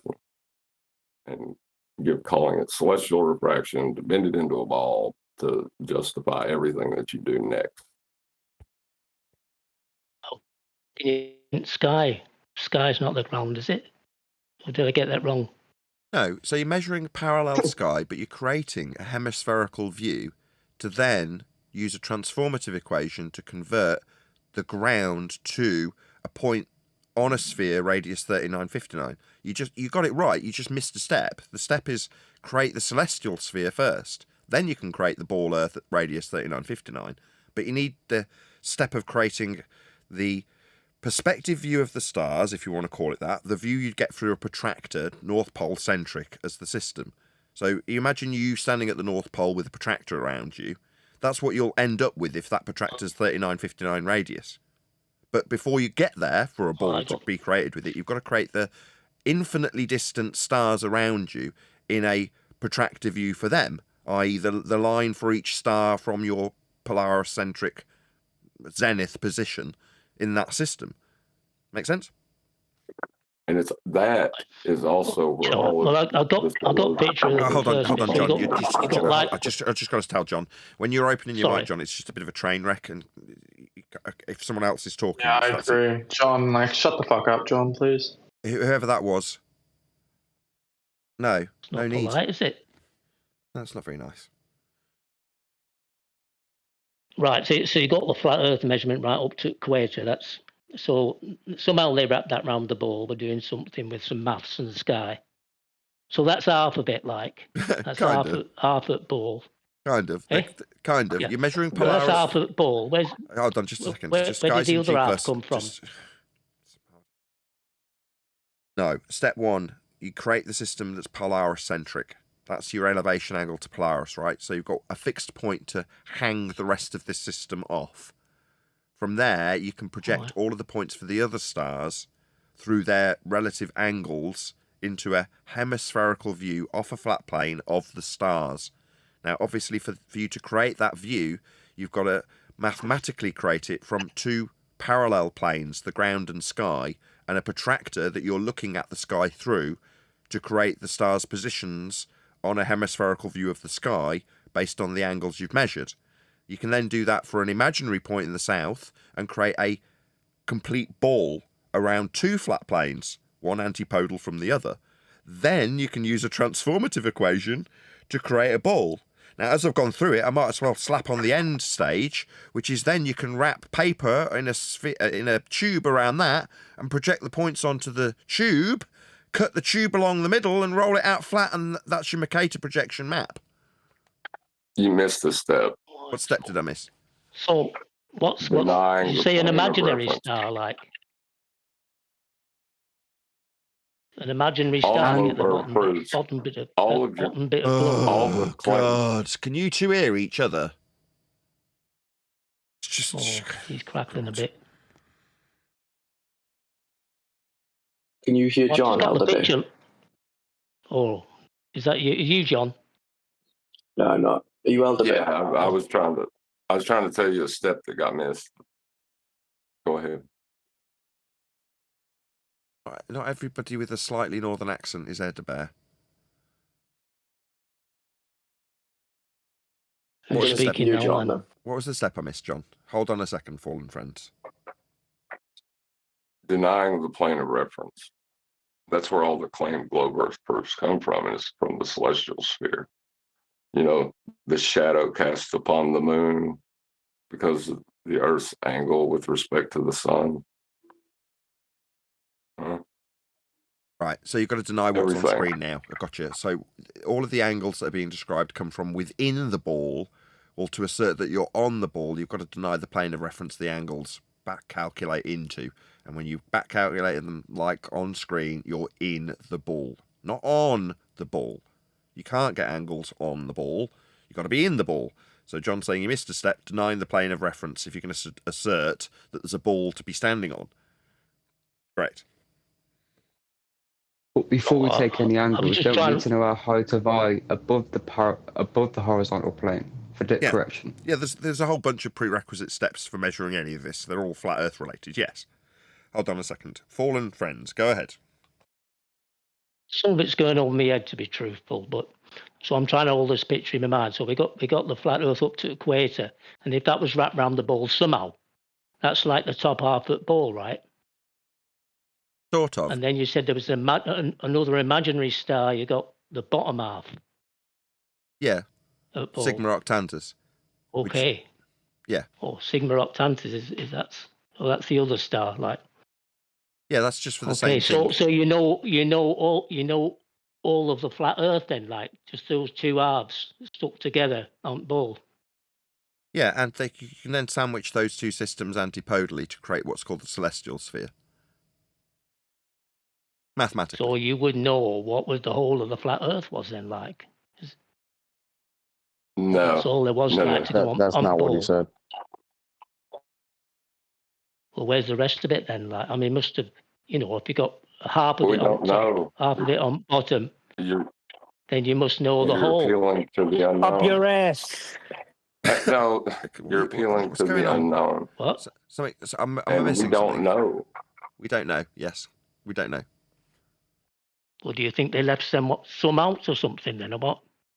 Maybe. I don't know. Just means that. Who's they? Wonder why? What? Why would they leave some out? It's a bit daft, isn't it? Why would they leave some? I don't know about leaving It's it out. irrelevant. It's just we can only go through past experiences through history where lands get discovered, right? You appreciate land has been discovered, extra land, extra territory, in the not too distant past. You said it was already measured, flat Earth measurements. It came from flat Earth measurements, all in book. No reason to write another one. So if you've got half of it, and you got half of it from the other star, that's Who said it was half? Who said it was half of the flat Earth? Well, we're describing the globe and how it comes it's represented to on the globe, isn't it? Yeah, so not half the the top flat half Earth. goes to equator. So if you imagine wrapping that first flat bit round the globe, then that's the top half of the globe. Yeah, of the globe. Yeah. So you wrap that round top half of the globe, and then you said there was another star. You got the other half, which they wrap round the bottom half of the globe. So that sounds to me like that's everything. For the globe. Why? For the globe. Yeah, for the globe, but that's not everything. Well, that's what I mean. I mean, what they must have left some out. Did they cut a bit off and chuck it on the floor? Maybe. Didn't we just do this 25 seconds ago? Maybe they did. Maybe they left some out. I don't know. I can only go by past history. I kind of feel like I'm repeating myself, though. Past history showed that we did find extra land. That's not like in contention, is it? Where I don't know. I've never heard that. Where did they find extra land? You don't know how we found extra land. He's retarded. America's stupid. Holy shoot. Oh, but that's not. You don't that's get on that map now, though. Right. So you appreciate that it wasn't on the map. Flat Earth map. I'm answering you. I'm answering you. Yeah, it wasn't on the map. Now it is. So that would be like new land. So we could just draw a firm conclusion with maybe the word yes from you, that you now understand where you didn't before, that we have discovered new land where there wasn't stuff. So third time, based on past history, we could say that, yeah, there's a chance there could be more, but you keep asking me based on what the globe has produced to date, that could be all of it. Like, it almost seems like you're intentionally disingenuous and trying to create a scenario where I've claimed something I haven't actually stated based on my description of how the globe came to fruition by measuring a flat Earth. That isn't necessarily all of it, and based on past experience, fifth time, we know we've found more land. Well, in past, yeah, before they had maps and yeah. No, we did have maps. We still had maps. It wasn't before we had maps. That's nonsense. So there is need for another book, like if there's more Earth found. No, because More no matter flat what we Earth. do moving forward, we'll still use the same ways and means to find new land if they do, which is utilization of elevation angles with respect to flat baselines. That's how they found the lands that they found up until now, with flat Earth navigation techniques. So if you read the book, you'd understand that there's flat Earth navigation techniques being used prior to now, and will be used in the future. So when they use them in the future, if you understand what they are, there won't be a need for a new book because somebody happens to go out and discover new lands with elevation angles to find their way home should they get lost. He found Unless other he land, means they'll like, need a new map. and Might well, need you a new need a map. new globe too, wouldn't you? Well, I won't You'd need a new book. globe. Was that your question? What globe do you speak of? Well, you know. So Well, no. the one So they just to show round this out, everybody, no, like. no But if book, you no found new more book will be land, then needed. you could say, here, this is not on globe. This is an extra bit. Where'd you get? Where's It's that not come a from? cartography book. Nothing is on globe. Not a Nothing's cartography on book. I'm globe. not trying to At no map the point world is with this, anything right? ever on globe. What? Yeah. Oh, I thought You flat Earth understand? You measurements understand were the globe. globe is conceptual, right? It's a mathematical concept. Why? You understand? I understand that, but There's you no know, if it globe. all came Like they from flat measure Earth a flat measurements, I'm Earth, trying the to ground. wonder where it all is. Where what all is? Why would you ask us where it all is? Why don't you ask the people that lied to you that told you live on a ball? It's like you're asking. They lied to you, but why did they lie more? Like that sounds crazy, bro. Well, I'm just telling you what I'm hearing, like, you know. Okay, that's lovely. The globe came from flat Earth measurements, like. That's correct. And as the guy, you know, he said he measured it to equator, and so in my mind that's like the equator. That's top half of a ball. And he said he had another star, and had another bit, and so I think, oh, that's the bottom half of globe, as they represent it, like. So I thought, well, is that all of flat Earth then? Is that the whole lot, or? Yeah, we got you. If they missed some out, I got why you the did they miss first that time, bit out? and the second time, and the third time, and I answered you. Right? Yes, that's how. Well, I know you probably don't know. I'm just wondering out loud. Sorry. No, I do know. I'm I've just answered wondering. you. That seems a bit. Now I'm starting to get annoyed with you because you're now suggesting that I haven't answered you when you say I don't know, but I've already given you an answer in respect to what we do know in terms of what the globe utilised to create that model that doesn't exist beyond the measurements that you'd have to deny to suggest you're on the surface that's globe shaped. But in base principle, the understanding of how Earth's measured flat, as detailed in my upcoming book, will not require any addition, and it hopefully won't require any interruption. We'll see how we sorry, get but on. I haven't read book yet because it's not out. Like, you know, that's what I was waiting for. I was trying to upcoming get a head start. Like, you know, sure. But your question was about will there be a need for a second one? That was your question in essence, really, wasn't it? No, that just came out of you saying like there's no need for a second one. I thought, no, there won't be. That must mean everything must be known. Because, you know, you have second editions, like updated versions. When you find out a bit more. I mean, if you found more land, surely you'd want to write another book. No, it's not. It's not a map. Like, it's not a map. It doesn't need update. It's not a map. You understand the difference between a reference book and a map, right? Maps might need updating if you find more land. That's why I was asking about. The measurements. Like, I'm only trying to understand how it fits on ball. He's being a disingenuous prick.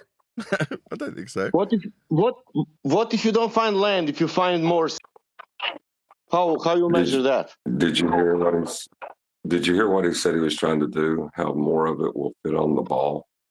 That's what he's trying to do with it. I understand. Now, as you're explaining it. No, what I mean is they represented ball like to tell us that's what there is. That's all there is. And you said it came from flat Earth measurements. So I'm wondering, like, if that's the entirety of flat Earth measurements and that's what it represents. 6 times. Then you might know all of what flat Earth is. We got it if 6 it times. Isn't, Is this then it they now? cut some off and they thank chucked you. it on I think floor we and could they make didn't way add it for on someone floor. else. Moderators. I think he's become a bit of a stuck record. So 6 times is enough. Right, 6 times is plenty. I'll wait for thank the you, book to though. come out. You could keep talking while I'm trying to talk. You could just keep yammering. Thanks. It was really nice talking to you.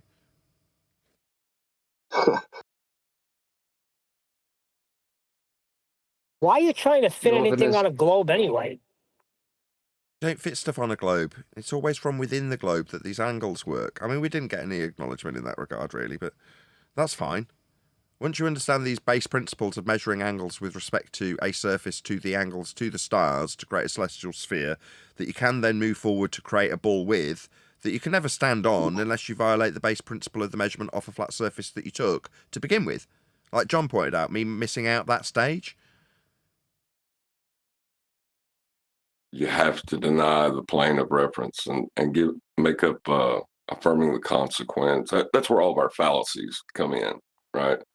And we have to deal with the logical fallacies in their understanding. And that's why that's important.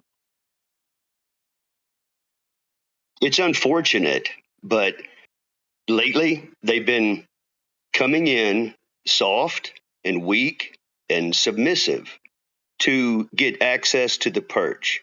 They're friendly. They talk about movies. They get along. So they're non-abrasive.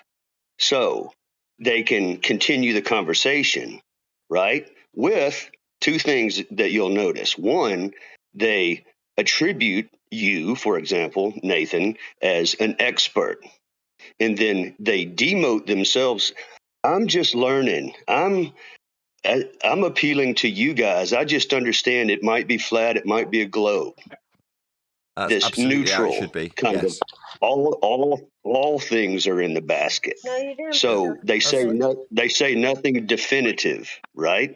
It's everything is completely ambiguous. But what they wind up doing is, in a manipulative way, mock flat Earth, right? By, for example, this guy in here fairly recently, Pads, right? He's like, yeah, well, what I understand is that, yeah, it's kind of measured flat and that it's a disk and that it's north centric. So, kind of assuming that there might be a bottom of the disk, and the disk is probably circling the sun, just like the globe. It's a hodgepodge of everything. But what it's not doing is saying yes or no. There's nothing definitive about it. So it just blurs all lines, right? They're not coming in like they used to with sure-footed, right? The globe is this, right? There's this new slimy kind of dude coming in here, nutless betas coming in here, just saying stuff to, get in the mix because they know they can't come in arguing of how fast they get shut down. So they wiggle in, right? That's what's happening these days. They're still trying to create the controversy, though. They need the controversy of an ambiguity to assert that Earth is a sphere. But there is no ambiguity anymore. That's right. And that's why there's just going to be one book, because you can't do a damn thing about level and plumb. You can't do a damn thing about horizontal and vertical. It's how things are operated. So no matter what they say, they can't change those fundamentals. I don't want to disagree with you, but that sounds like the Pads guy is actually starting to comprehend what we lay down fundamentally, which is if you're describing the antipodal planes north and south sandwiched with a hemispherical view of the stars, then transposed into a sun-centric system, then you literally do have, if you're going to in some way infer that you can measure this system, which is reified by Pads in this scenario, you have got two flat planes moving around the sun. In a way of looking at it, you've got a system that's based on two flat planes that create the celestial sphere that's been deemed heliocentric by the church. I always get in trouble. By the Roman Catholic Church. Go ahead. True, and then all you have to do is imagine you're in the center of the sun taking angles that are, and you expand your universe out again, and then you have the solar system. And then you can do the same thing with the galaxy and have the Milky Way. And that's why it's asymptotically flat. It's always they're all flat. Asymptotically flat in all regards. Exactly.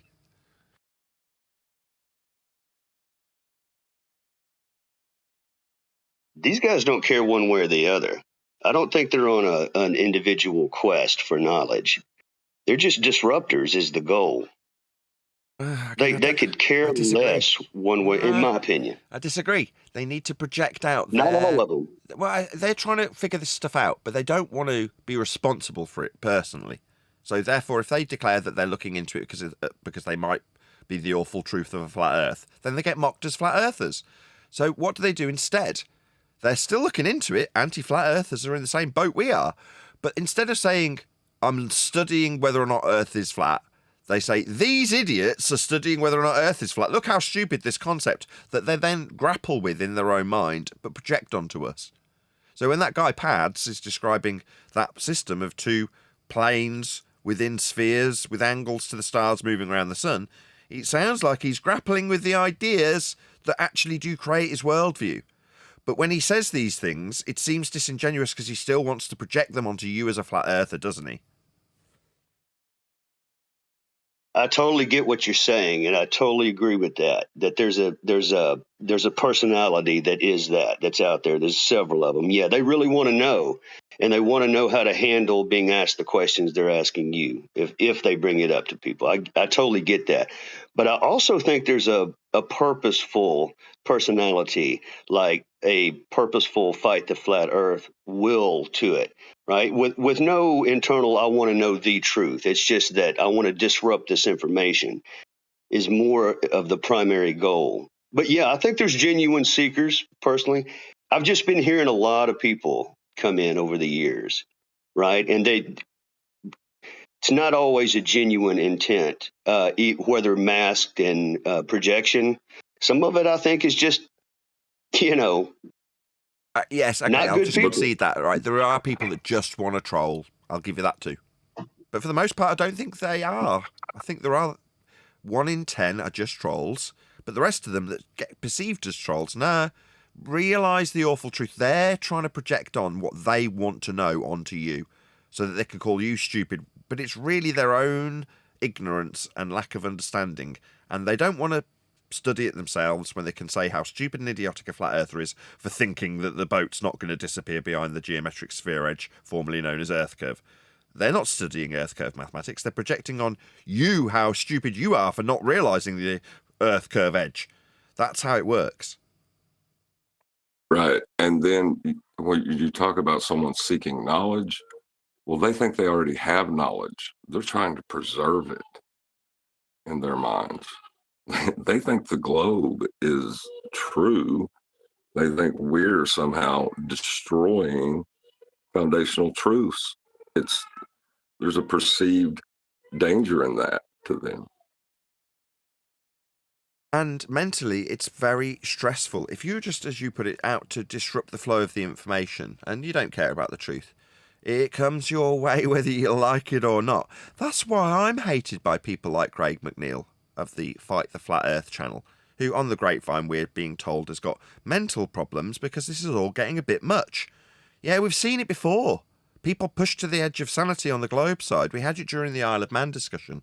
Because even the trolls that are there, as you put it, to just disrupt the flow of information, hear the truth while they're there. And it's very taxing on their mental state. Well, it's not taxing for me. I sleep like a baby. I'm good. I just don't have enough hours in the day to keep the lights on and pay the mortgage. That's my issue. But mentally, I'm quite kosher. I'm quite happy.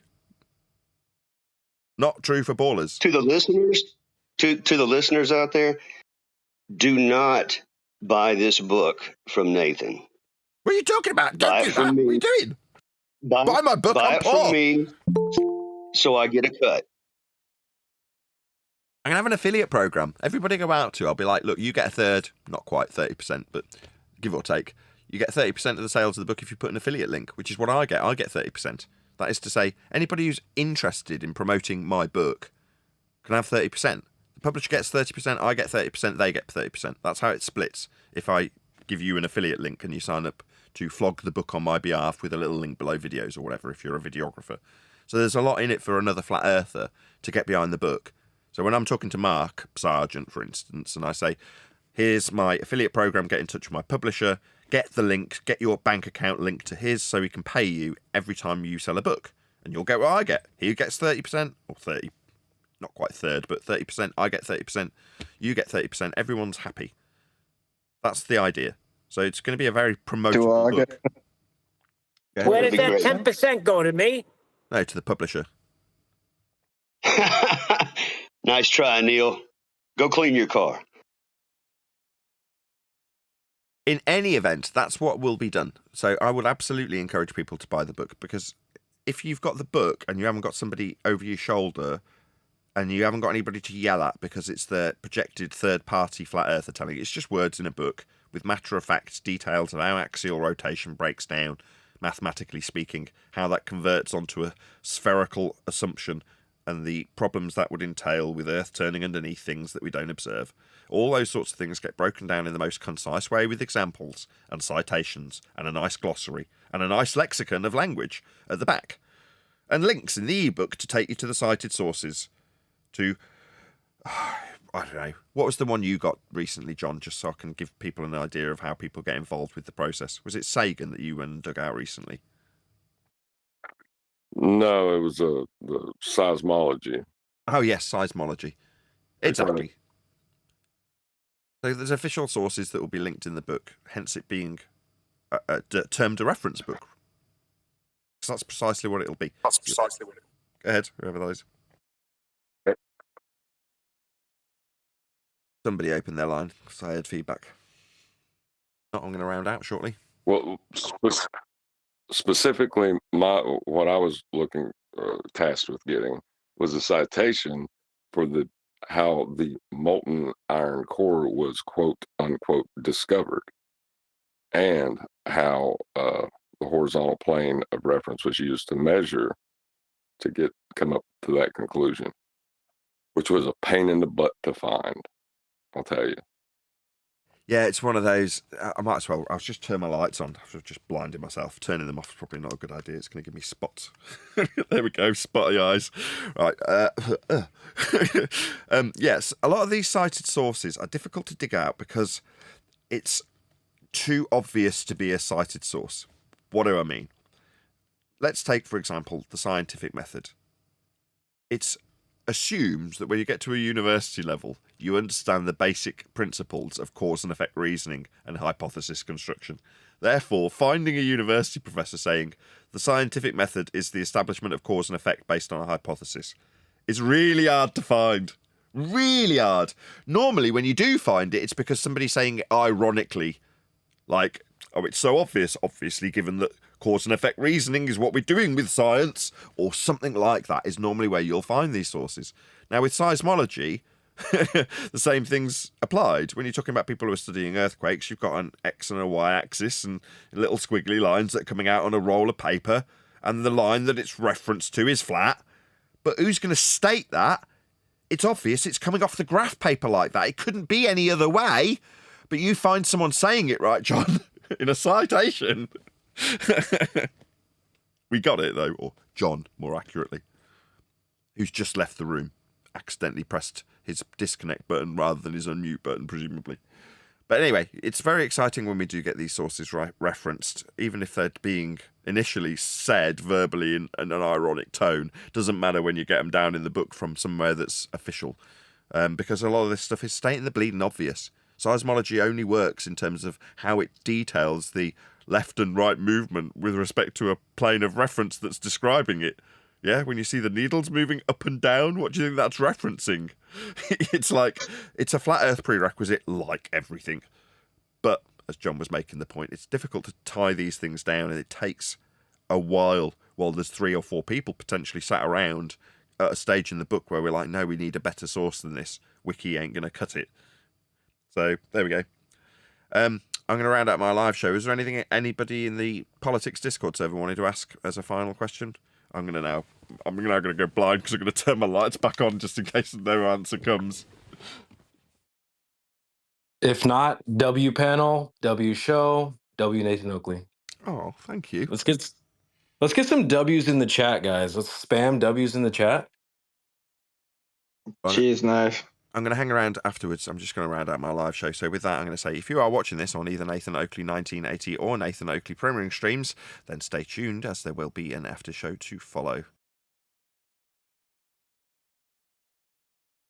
Are we still live? No. And we are not live. We are not alive. All right, Hayuka. All right, Hayuka, what do you got, mate? Taking Hayuka off mute. Let's see what he's got. Oh, hello. Hey, I got a question. Is your book out yet, or is it coming out? It's coming out. It's being spell checked, quite literally.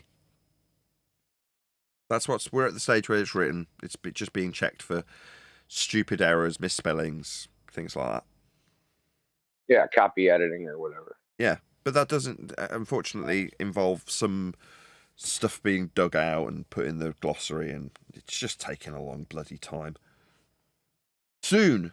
Please don't lose your enthusiasm for it. No, like you should have a release party or something. We will. Mm-hmm. It's just towards the end of anything. You know, when you know, if you were building a nice vintage car, and you went and got all the majority of the parts, you got the engine, you got the doors, you got all the bits, you slap it all together, right? You're like, that's the car that I wanted. But that's just like 20% of what's actually needed in terms of work. You've got to make that crap old seized engine work. That's going to take a lot of, finagling. And you've got to get all the interior panels and tart them up and clean them and fix all the rips. In other words, you can get to what looks like a car with 20% of the effort required, and it looks like an 80% done project. Well, no, the last 20% in terms of what the difference in terms of what it looks like on the surface takes 80% of the work. Well, I'm now at the stage where in terms of the book, we've done 90% of the work in total. The last 10% is all that's being done. But it's taken a bloody long time to get through that 90%. And at the stage that it was at 20% done, you're like, that's pretty much a book. That could go out now, right? And alleviate some of my financial woes. No, it needed another year. You know what I mean? Damn. I mean, that's common for writing books. Like, authors are always asking for extensions because that, like, I agree. Like the last 20% is the most time consuming. It's the polish, right? It's the fine detail. And that's like tedious because you have to go over it with like a fine tooth comb. So yeah, but I can't wait. I can't either. It will justify its price tag. It won't be horrendously expensive, but if it was, I'd still be like, no, I don't care if it's £100. It's worth that. It won't be, but I'm just saying for the sake of an exorbitantly high number. I'd still be like, no, it's worth it. You don't think it? There's been so much number of man hours put into it. Like references that were just described that have been dug out to be poignant to the point in the book, that takes man hours to achieve. So whatever the price tag is, it'll be justified. Yeah, I was about to say, because you'll be able to take the understanding you get from this book and apply it to anything to get your flat earth proof with, if you want to prove it to somebody, like it's even sound. It's even a higher standard than that. So there are certain parts of the book. So I'll take one that I hate, because I do hate it. Coriolis effect is it's a horrible subject. It was horrible to write about in the book. It took forever. But at the end of that chapter, which is done, thank God, we sat back, all of us together, read it, and we're like, this isn't an easy chapter to get through as a reader. However, if you read this chapter and then went, I don't understand it, and just went back and read it again and comprehended it fully, at the end of that process, just reading the chapter on Coriolis, you could take a baller to the woodshed on that subject. It would give you such a comprehensive understanding of Coriolis that you could debate it and win. Now, that's a bold statement, given that it's the most complicated subject to debate about. Only one notch above gravity, but still top of the pile in terms of complexity. Coriolis effect. It's a very simple effect, Coriolis itself. But the complexities within Globiolus and the assertions from our opponents, that's Globe claims of Coriolis, it is a lot to unpack. But within that book, you could go through that chapter. Now, if you're a smarty pants, you might get to the end of the chapter and go, yep, I understand it entirely. I doubt it. But for the majority of people, with a couple of reads of one chapter, you could argue and win Coriolis. Bold statements. That took a huge amount of refinement to get it to that stage. So I'm absolutely as proud as I could be thinking about chapters like the Coriolis chapter, which was like I say, a complete pain in the arse to write. It was horrible. But at the end, I remember sitting back thinking, you know what? Although difficult to read, if you can read it and churn your way through that chapter to the point of comprehension, you could argue this subject and win. Awesome. I'm so proud. Yeah, but I didn't contribute to that chapter at all because I don't like talking about Coriolis. Nobody's putting me back on a ball. Nobody likes it. It's a horrible chapter. It was the same with Gravity, right? When we were plodding out, I have less disdain for Gravity as a subject, if I'm honest. But while we were plodding our way through it and we're all like spitting feathers because we're having to argue within the context of being a baller, so we're not misrepresenting their positions, we're not straw-manning them. And that's hard enough, to refine that. So you're genuinely representing your opponent correctly. Can you imagine everybody around Flat Earth debate panelists, that is, all around gritted teeth while we accurately represent their side of the argument? Obviously, we're going to be taking it apart, but there's points when you're writing that stuff that you're literally not just empathising, you're in the boots of a glober talking about their argument in the most concise way possible, having to summarise their position. And read it back so you go, no one's going to take umbrage with me misrepresenting them as a ball believer in this summary of their position that I've now got to unpack after I've summarised it. It's a lot. Yeah, but what happens if you deliberately misunderstand it, like Simon Dan? Yeah, none of that shit. They can get away with it. They'll be able to do that. That is your mark on history, though, if you're the Simon Dan. Or, moreover, Danny Faulkner... Say again. Go ahead, whoever that was. How do you disassociate the Coriolis effect that literally furthers the globe Earth from that component and then raise it on high? How do you just disjoint this? How do I? You can also get a sphere in a lab and do the same thing. So it's absurd to even deny it. In the lab. Everyone get a grip. Yeah, stop. okay, show us your lab results. Just everyone stop. One guy who stepped up to the forum. For a reason. Hello. So you're asking me about Coriolis effect. Are you asking about it with respect? That's associated with the sphere, dude. You're asking me how I associate it with the sphere? Well, you chose not to, and I was asking how do you just do this? Like you just ignore half of something that the person who founded it actually established it partially on and proved it on. I see. So your question is, how do It I? has nothing to do with the sphere. John, just give us a sec. Yeah, it does. Look at just the wiki. Oh my God, John, please. Look at the wiki. Now someone else has piped the up. founder and all of the one guy on stepped up. Yeah. One guy who I'd like to talk to without every other sod interrupting. His question, I'll summarise on his behalf. You don't have to talk after I've summarised your question, mate. I'm going to answer it. Is why do I disassociate Coriolis effect when Foucault himself, I assume you're talking about, associated it directly with a ball? Okay. Because Coriolis effect specifically requires a plane of reference to describe it. An inertial plane and a non-inertial plane. Those are flat planes. So I can specifically detach it from globe Earth because you can't use it with the globe Earth. It's a description of an effect that only gets described with respect to a flat plane. The inertial plane of reference is flat. So I will detach it from a globe Earth because it can't be associated. So the question really becomes, how can you associate an effect that's detailed with respect to a horizontal plane, inertial or non-inertial, with a globe when the effect specifically precludes that? Okay, I'm going to go ahead and list all the experiments in which... Dude, can you shut this guy... Moderators, I've asked him a question. It was the same question he asked me and I answered. He asked me how I would disassociate Coriolis from a globe. I did it because it could only be described with a inertial plane. Then I asked this twat, the wanker, that didn't answer me. He suggested I needed to know about some scientific nonsense.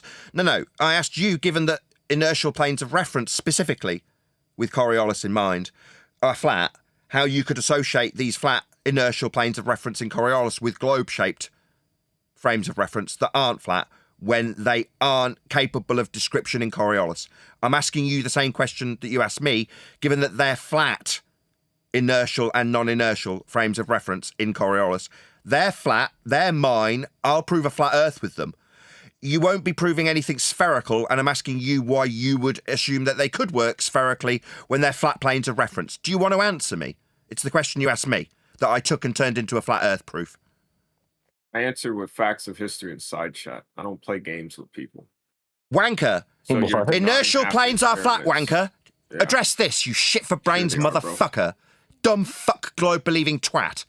Inertial and non-inertial planes of reference in Coriolis are flat, you fuckwit. Do you understand? Calling you a fuckwit, globe-believing spastic. Do you understand that the fuckwit question you asked about how I would disassociate flat fucking planes of reference from a globe, they're only flat, you stupid wanker. You dumb fuck globe-believing spastic. Now I'm chastising you for being a fucking retard. What you got to say for yourself, you fucking retard? Nothing, man. It's just So hot sit air. down and shut the fuck up, you stupid globe-believing spastic. Asking me about how fucking flat reference frames, inertial, will be associated with a globe. They won't be, you dumb fuck globe-believing spastic. You want to tell me about science, do you? I'm going to chastise you for being a fucking retard. Why did you ask me about fucking retarded globe-shaped flat planes of inertial reference? They're not, you dumbass. Did you think you had a worthy question to ask me, you stupid fuckwit retard globe believer? You didn't. You're a moron.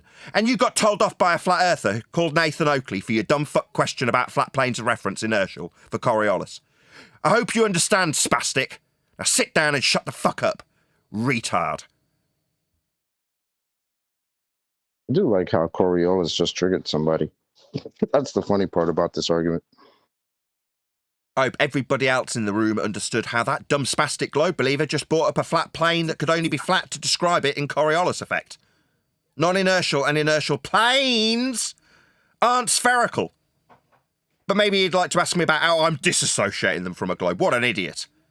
That's your general moronic level of globe-believing idiot. He thinks flat planes of non-inertial turning reference frames are going to be globe-shaped. Idiot! I have to point this out to idiot globe believers, don't I? I have to take time out of my day as a more enlightened flat earther about how his spastic idiot frames of reference for Coriolis are flat! Don't use our stuff, okay? Ask me how they disassociate from a globe. You're using my flat earth proofsies. Yeah, if we're talking about Coriolis, we'll be talking about a flat plane of reference. Always and only. Hope that's absolutely clear and abundantly clear to anybody else. Globe-believing spastics or otherwise in this server. You don't get to ask me ludicrous questions about how I disassociate non-spherical planes of reference from globes that you muppets believe in. You'll get talked down to, like made to feel really stupid, because you are stupid when you ask me these stupid questions about how flat inertial planes of reference couldn't be spherical. That's idiotic. Yeah?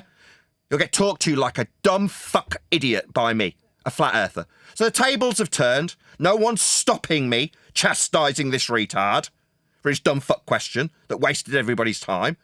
Dumb fuck because you need a plane to describe an inertial plane of reference for Coriolis, making his question idiotic. Yeah? That's how it goes here, right? You ask stupid questions as a globe believer to a flatty, and you'll get told off. Hope you enjoy. Well, here's the funny thing. You just went through how time-consuming and tedious writing a whole chapter on Coriolis was. And the reason behind that is because if you even look into academic literature, it's all over the place, right? There's no consistent or coherent even explanation. That's why you get, morons like Simon Dan that can't even understand what it is they're even supposed to believe in. There's zero chance that Newt has any idea what the Coriolis effect is supposed to be in his own paradigm. There's zero chance of that. Right. He doesn't know what it is. Otherwise, he'd have known it was planes.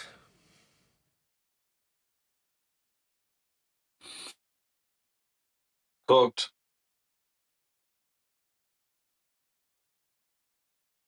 That's all right. Most of these people come along thinking they can tell us off, like, how are you just disassociating this from a globe that I automatically assume everything's associated with? So he's here starting off his premise by telling me off. How can you, someone he's never spoken to before in his entire life, disassociate something that requires flat planes from a globe? That was his actual question. He's essentially trying to tell me off. Fuck that, you stupid twat. You'll get told off by me, won't you?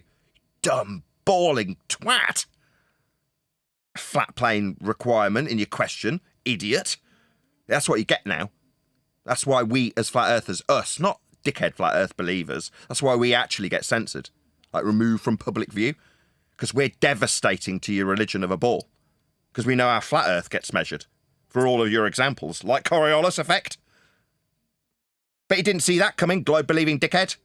Did you think you'd get chastised for me for using flat Earth proofsies in your question there? Probably not. Got told to sit down and shut the fuck up for being a retard. That's what you actually got, didn't you? From a flat earther, no less.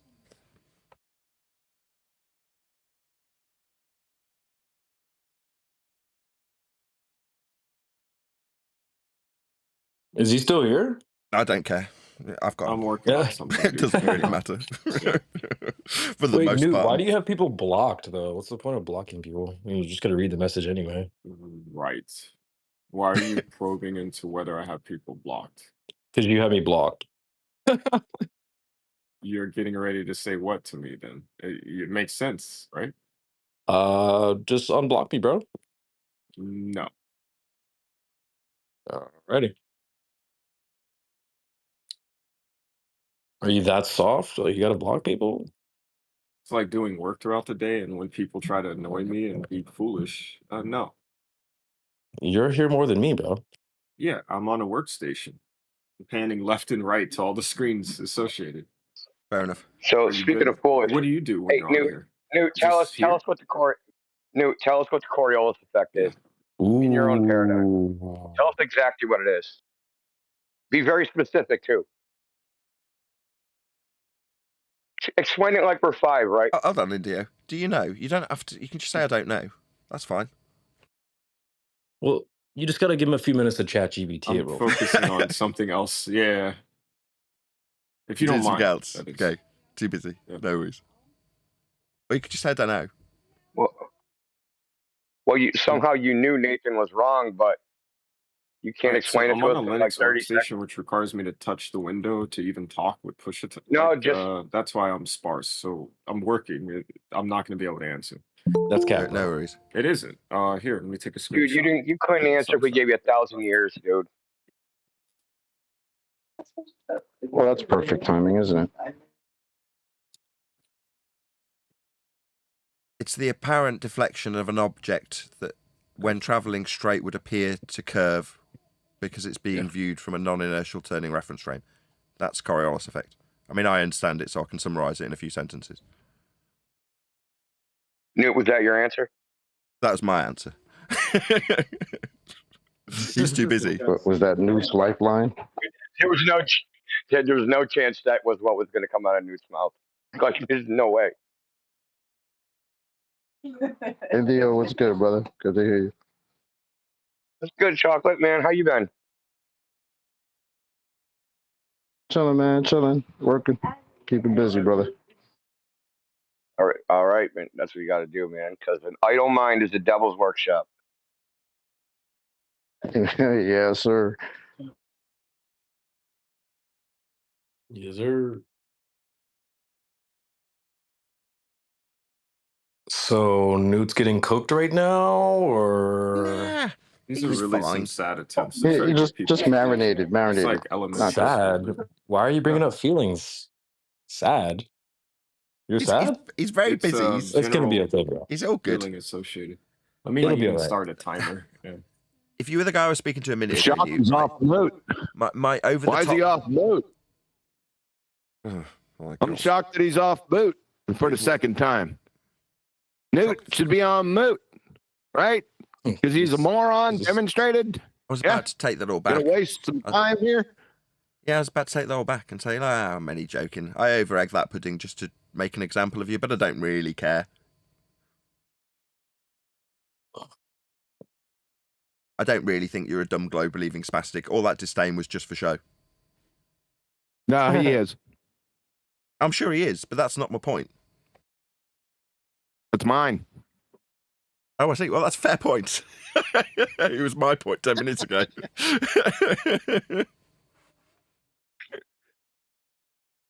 Let's go back to talking about the book. Forget Newt. You're all good, mate. Don't worry. You guys are doing when you guys are doing like the Coriolis chapter, I'm sure you looked into the academic literature, and from what I've seen, it's just like an incoherent mess. It is. If you you look at so-called atmospheric dynamics and how they try to explain the Coriolis force, Coriolis effect, it's just a complete mess. And what I found is like they'll mention it, like, yeah, there's a Coriolis effect, and then they just skip over it, and then like pretend they never said that, and just go on to something else. Yeah, the wiki page is the worst offender. There's 5 or 6 paragraphs of nonsense, double-speak contradiction in the main body, and then on the right-hand side, it's got one little GIF that describes it perfectly accurately with one sentence underneath it.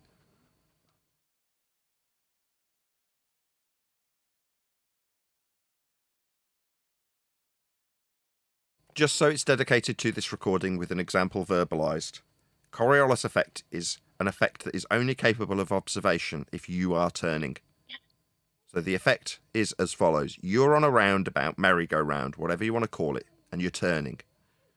Now, as you're turning, someone who is not on the roundabout is going to toss a ball to somebody else who's not on the roundabout on the other side of it. So they're tossing a ball over the top of the roundabout, back and forth, back and forth, back and forth. That ball is travelling in a straight line between the two people. Now, you are the one that is going to experience and describe this effect called Coriolis. And this effect is as you turn underneath that ball, it looks like it's curving. That's it. It's the effect of the ball looking like it's curving because you're turning underneath it. That's it. That's Coriolis. It's an illusion. It's an illusion. Yes. The illusion that the ball's curving is the effect called Coriolis. Nathan, you'll see the Coriolis again, by the way. I'm sorry, you'll see that reference again, by the way. That story. Nathan, does the Coriolis Roto. My God. Does the Coriolis force... Oh my God, QE. Wow. Just let him go. Oh my God, QE. I'm starting to speak first. Mr. Go Lag. ahead, QE. I said you will see that. Oh God.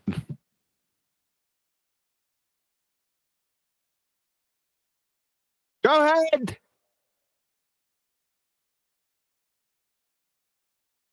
Okay, I was just going to ask if the Coriolis force surrounds us and binds everything together. What? It was a joke. It was the force that binds us. It surrounds us. Oh, forget it. Go ahead, Kiwi. Right. It's all timing. I don't think that one went over his head. It went around his head. Oh, we got a 304 in here. What's it? 304? Oh. Oh, what do you know about that, Nathan? I have no idea what he's talking about. I don't, to answer your question. I don't know what he's talking about. It's, inside jokes. Nah, that one's over my head, I'm afraid. Oh. I don't think we have any 304s here right now besides Newt. 304 is hold backwards in Lite speak. If it equals 9, you'll hear Brian pipe up. Hello, Brian. Huh? The number 9 is incredibly important. To Brian. All of us. Speak for yourself. Especially the Germans.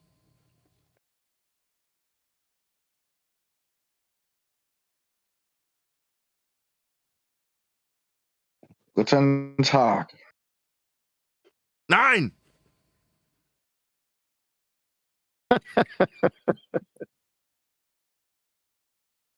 So, what other chapters are difficult other than Coriolis? You already mentioned gravity.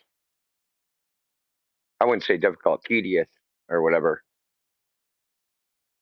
Got a chapter on your sister.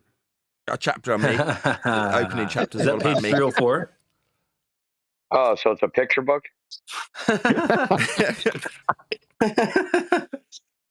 It's not a map.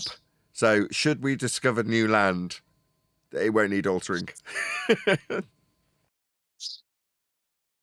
I get the Cliff Notes version?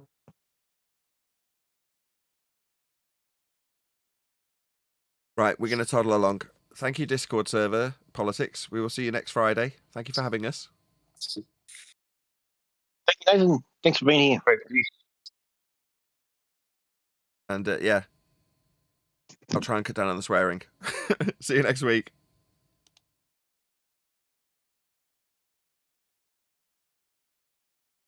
Well, that was fun.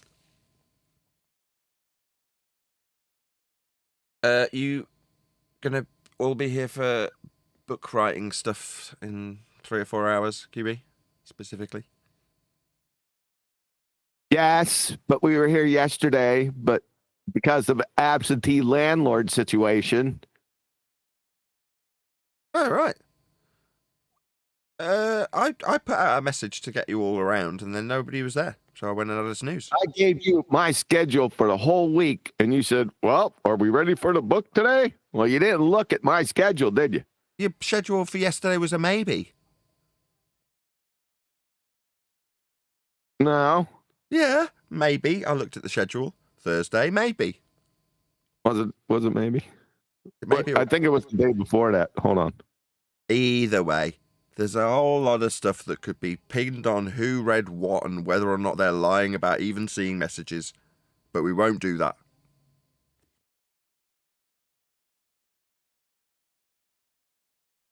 But we will do the book later. Jolly good. Okay. Well, I will round out the actual after show then shortly. No, don't do it. Is Adam in here? Who? Adam? Adam. No. Flatsy? No.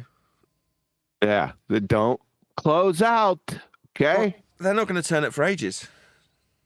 I'll just open a new Hangout when it's time, in like 3 hours, right?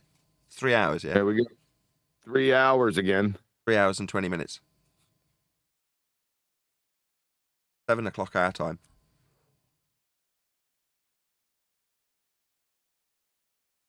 We all bear witness to these words. What? 3 hours? 3 hours and 20 minutes?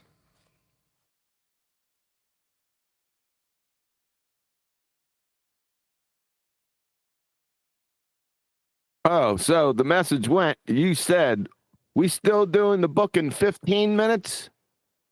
That was Wednesday. Then I posted my schedule below that. And it said, Wednesday, no go. It's in book review. Okay. Fair enough. No, I didn't see that. Then Adam contacted me yesterday. Doing the book? Yeah. Yeah, we'll go ahead. Where's Nathan? Is he okay? Because we hadn't heard from you. I don't know. He said, I'm going to go walk the dog. And then I'll be back in an hour. Guess what? The next time he messaged me. Never. 6:35 this morning. About 4 hours passed by. I said, where'd you walk the dog to? Zimbabwe? Okay, well, we're definitely doing it in 3 hours and 17 minutes. Maybe. Definitely. What do you mean, maybe?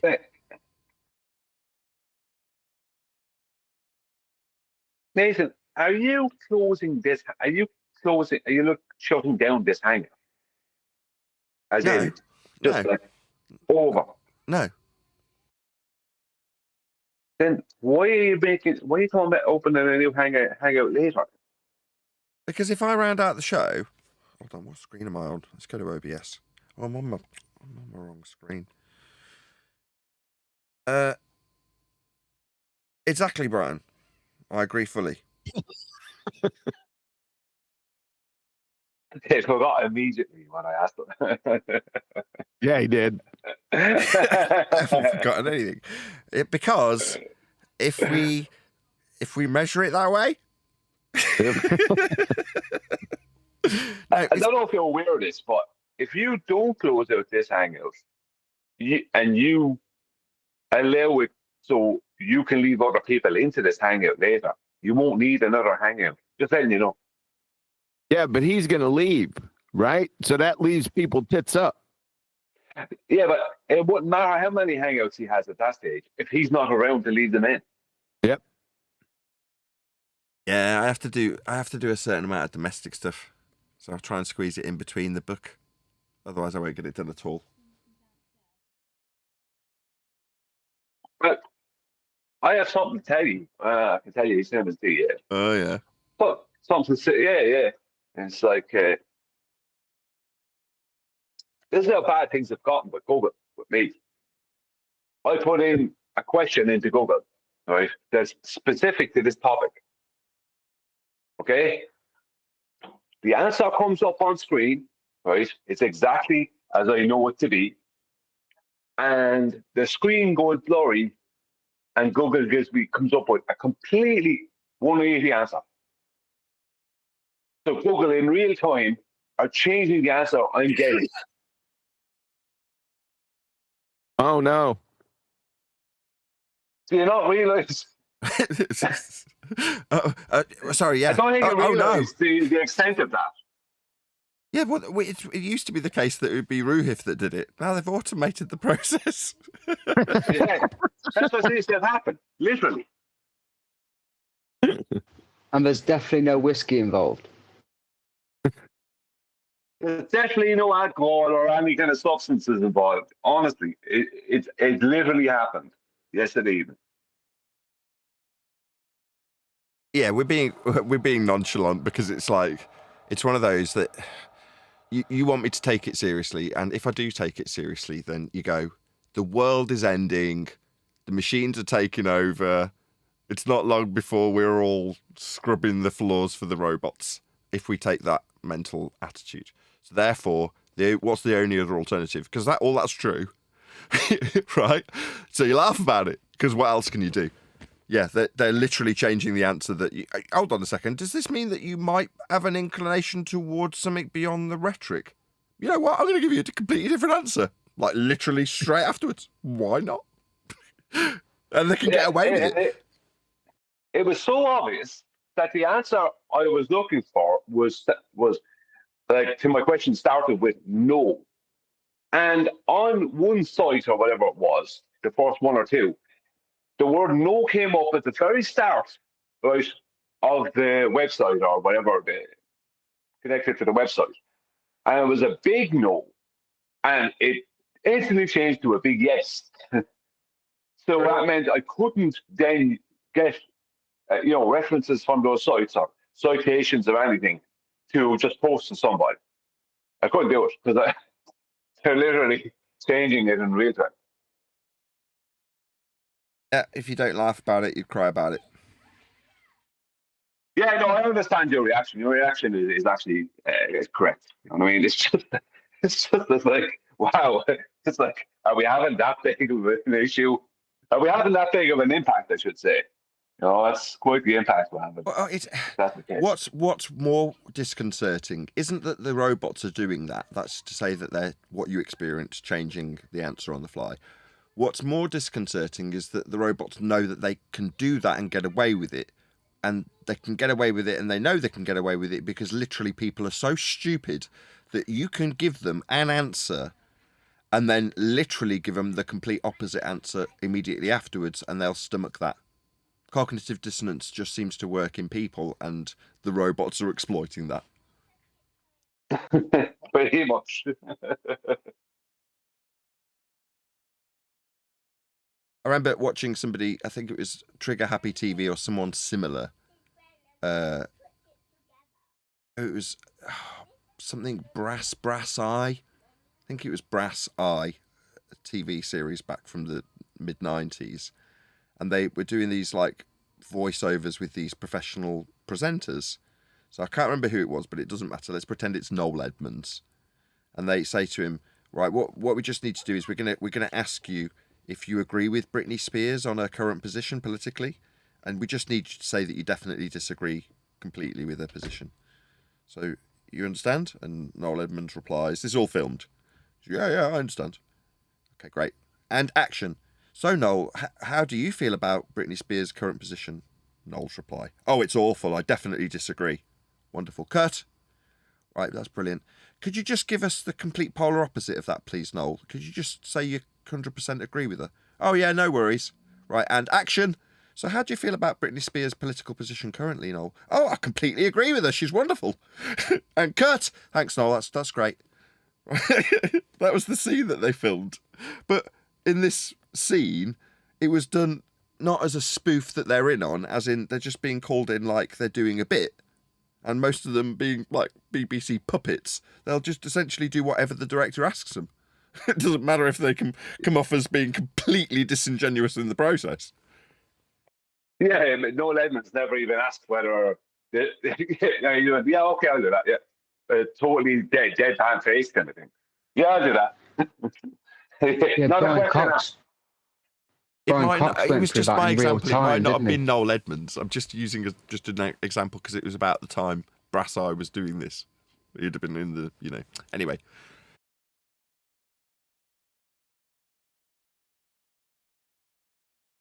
I don't know why I picked on Mr. Blobby. It wasn't anything personal. Like I've got a vendetta against the house party. Or the Green Party. I'm not political at all, really. It is uncanny, though, that we're after reaching a point where Google, whatever AI bots or whatever they have going on, is literally changing answers in real time. And the worst part is that they showed me the real answer before they changed it, just a moment before they changed it. It's like, was that intentional? That they wanted to let me know we're shutting you out? Probably. Yeah. Yeah, possibly. Machines are toying with you. Well, you just got to laugh. Like you are, and I am. And QE took it to the next level by going sarcastically, "Oh no, what will we do?" That's next level, that.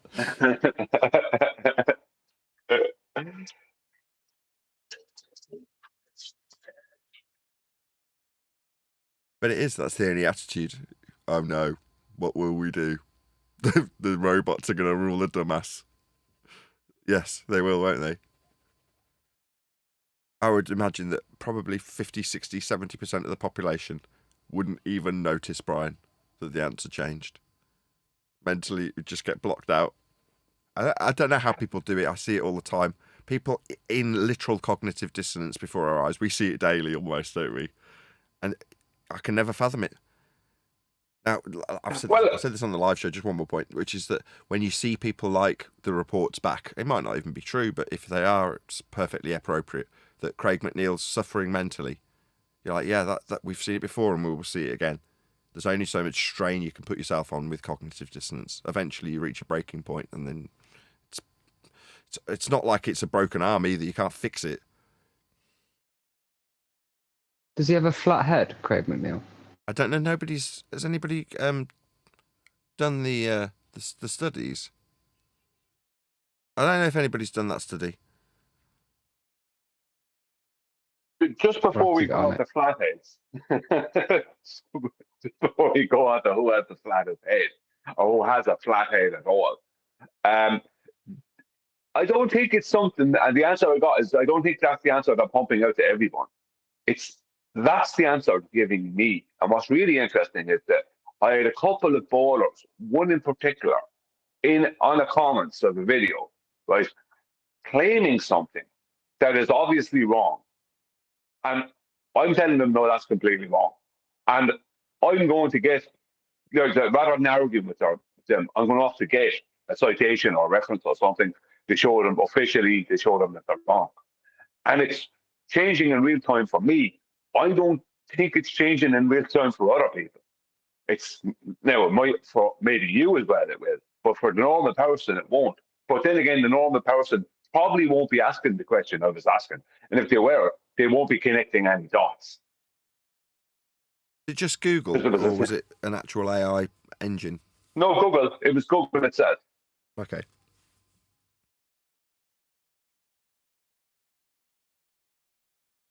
Follow the white rabbit.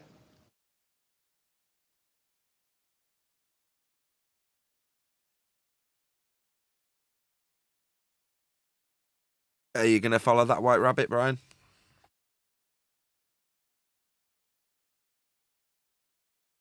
Leads all the way to the Umbrella Corporation. No, I just wanted to say it because it was just a bit of fun. That's all that they were doing that. Oh, and as far as I know, Flatsy has a flathead. A flathead. Well, she hasn't proven she hasn't that. She doesn't have one. I'll put it that way. Just before I started the show, right? This isn't going to turn into a mic discussion, but it is kind of related to mics because I'm vlogging them on eBay. But somebody started sending me a stream of messages, I should say, about the cheapest mic I currently have for sale, which is about £7 or less. I can't remember exactly, but there or thereabouts. And they were asking like a stream of questions. Like, are you some troll that's seen one of my recent videos showing my mic locker and has decided to go to my eBay store and ask me endless questions about the connectivity of one particular cheap as chips microphone? It was just, some of the questions were hilarious. I'm just going to dig it out. See if I'm mistaken in my memory of it being hilarious just before I started the show.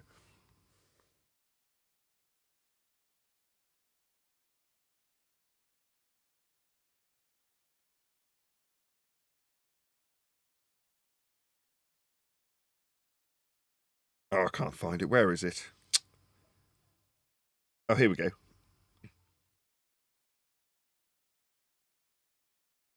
Hi. Could I ask, would this microphone fit a tape record? And has it got stand? With best wish, Chris. My response, what kind of tape recorder? If it has 2 holes for the 2 prongs pictured, then I'm guessing yes. If the tape recorder has a single 8-inch mono jack, 3.5mm, then perhaps one of my other funky mics would be better. And then another message from me. This one has a more universally usable 3.5mm mono jack, and then a link to a different mic. The stand is not included, sorry. His reply. Hi, you do think a funky mic's for me got 1 hole for Jack Pug? Yeah, this is just as hilarious as I remember it. For Jack Pug. Very funny. Hi. I quite like at microphone. I don't know what that means. I need to get a grip just to read these. Oh, my response. Maybe. They worked for me, but I have a desk with lots of buttons I can press to make it work after finding the right adapter. His response, could you find me an adapter for work at Look At? Do I need to carry on? I just send him another link to the mic that's got a mono jack. Hi, could you send me a photo of the microphone you got? And I'm like, it's in the listing. And then I send him a picture because I happen to have that particular microphone still set up where it was being photographed. So I send him a fresh photo. Right? And I say, I only photographed it today, so it's still on the stand by chance. It is untested, the one with 2 pins. You say, okay. At one good look. None of this is fucking English. His responses aren't English. I say, do you want it?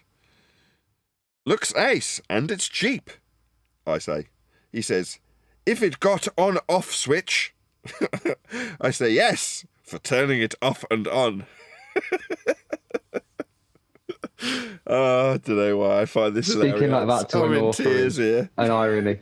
Sounds like Hyoka.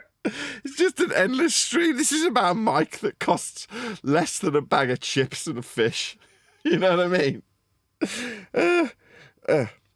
I said, do you want to haggle the price? Big risk. If it has 2 stick things and you only have 1 hole. He says, just look for microphone for tape record.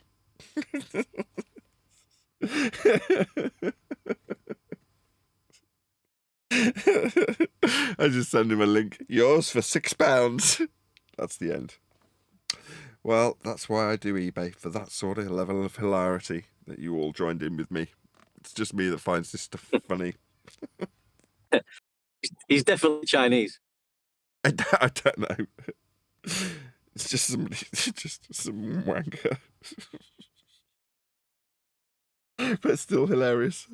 These sorts of things really cheer me up.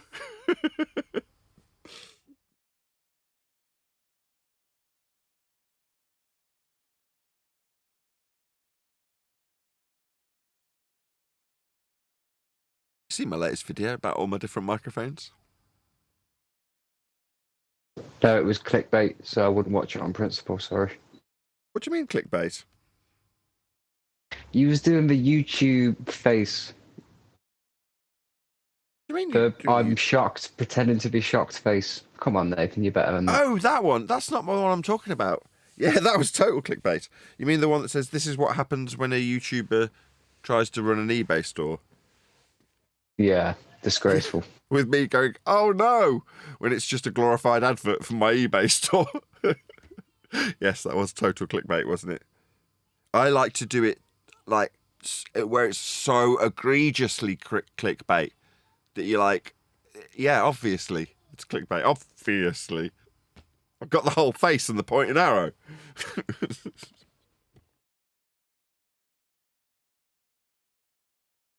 No, I didn't mean that one. I actually meant the more recent one that was a bit more serious. Just me showing off all the shiny mics that I'd love to keep but can't afford to.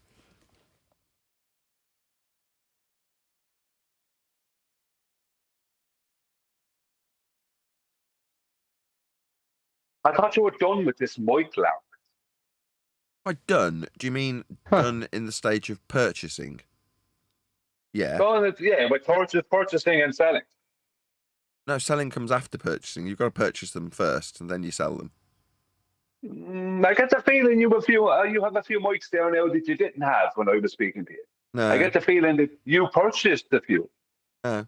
I had a pipeline. So when you're buying stuff, what you do is...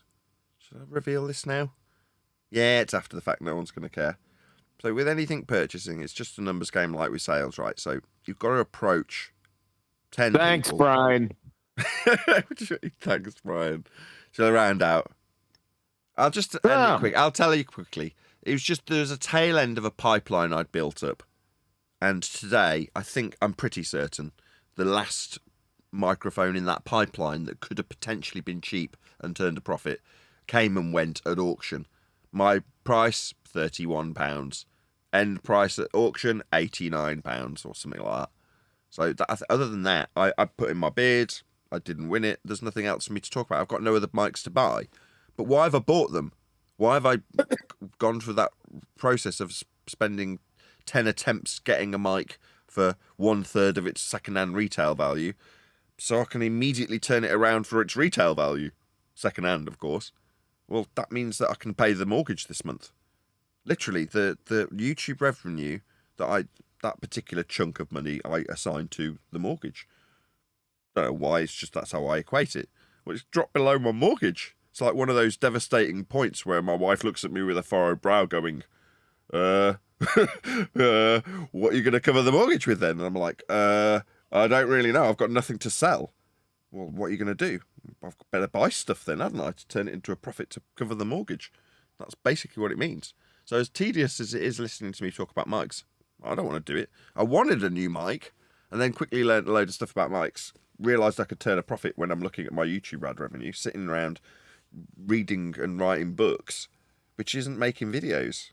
So this could easily turn into a moan for people giving their time to me for free, so I'm got to be careful here. But, you know, when I'm doing that, when we're doing the book, and I'm very grateful to everyone for helping me, I'm not doing Omi videos or editing stuff or whatever else I'm not doing. So it just means that I've got to make up the deficit. I'm on a real knife edge. So when I say it in the shows, it's not just like words to try and encourage people to get me more PayPals. It is, but it's also absolutely sincere, which is to say that, you know, if my time doesn't get dedicated to the YouTubing when I see a little dip, that does have the knock-on effect of the mortgage won't get covered. So I'm like, shit, I've got to do something quick. Now, when I started doing the mics, I was like, well, I want to upgrade, so it's crass and rude to eBeg. Well, as a result, it's like, well, actually, I can show willing and just do what I do to turn that into a little bit of a stream of money.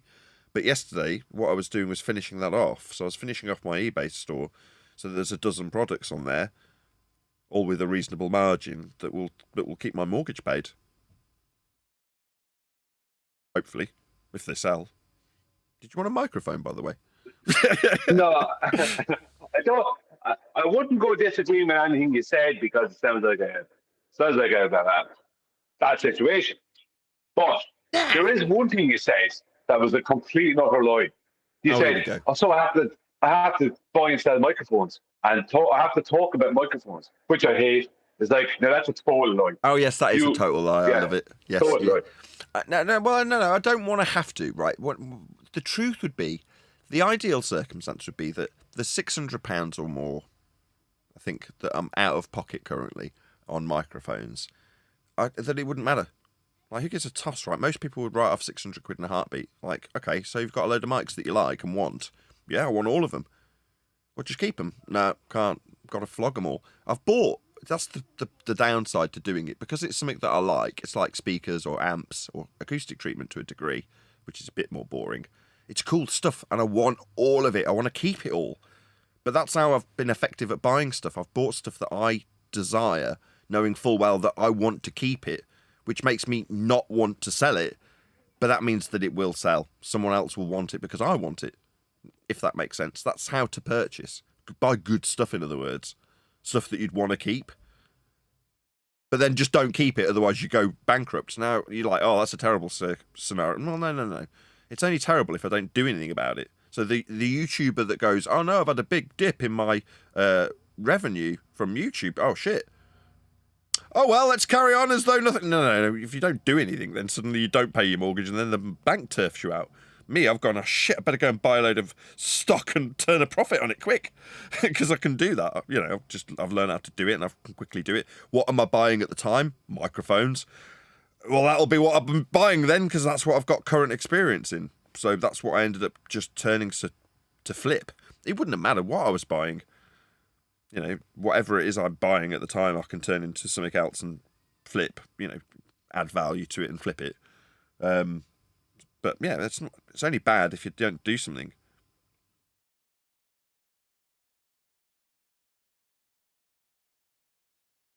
You know, that's you know, all of that I was taking as read is like that's the total truth. But now that you're after absolutely over-egging the pudding, I don't know if it's true or not.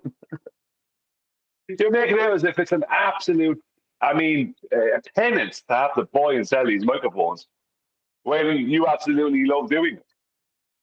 I do love doing it. I'm in a fortunate position where there isn't a boss telling me what I have to do. So if I'm like, I need to earn a bit more money, I've got to make ends meet, I'm not going to do it flogging ketchup or, I don't know, whatever. That's the skill I've got selling. What would I want to sell? Stuff that I like playing with. It encourages me to want to make videos about it. So I'll give you an example, right? One of the mics is the one I was talking about earlier, actually, right? That I'm getting a message from a troll over. I made a video for it. It's probably worth £1 in profit. I don't care. I still spent 20 minutes into making a video for it, and I loved every second of it. Right? So when someone comes along and gets to hear what that £7 item that's worth £1 in profit to me sounds like, to the point where, oh yeah, I'll buy it now, because they bought with confidence because they've heard what it sounds like. That took an hour for £1, but I don't care. If you're doing what you love, you're never working, are you?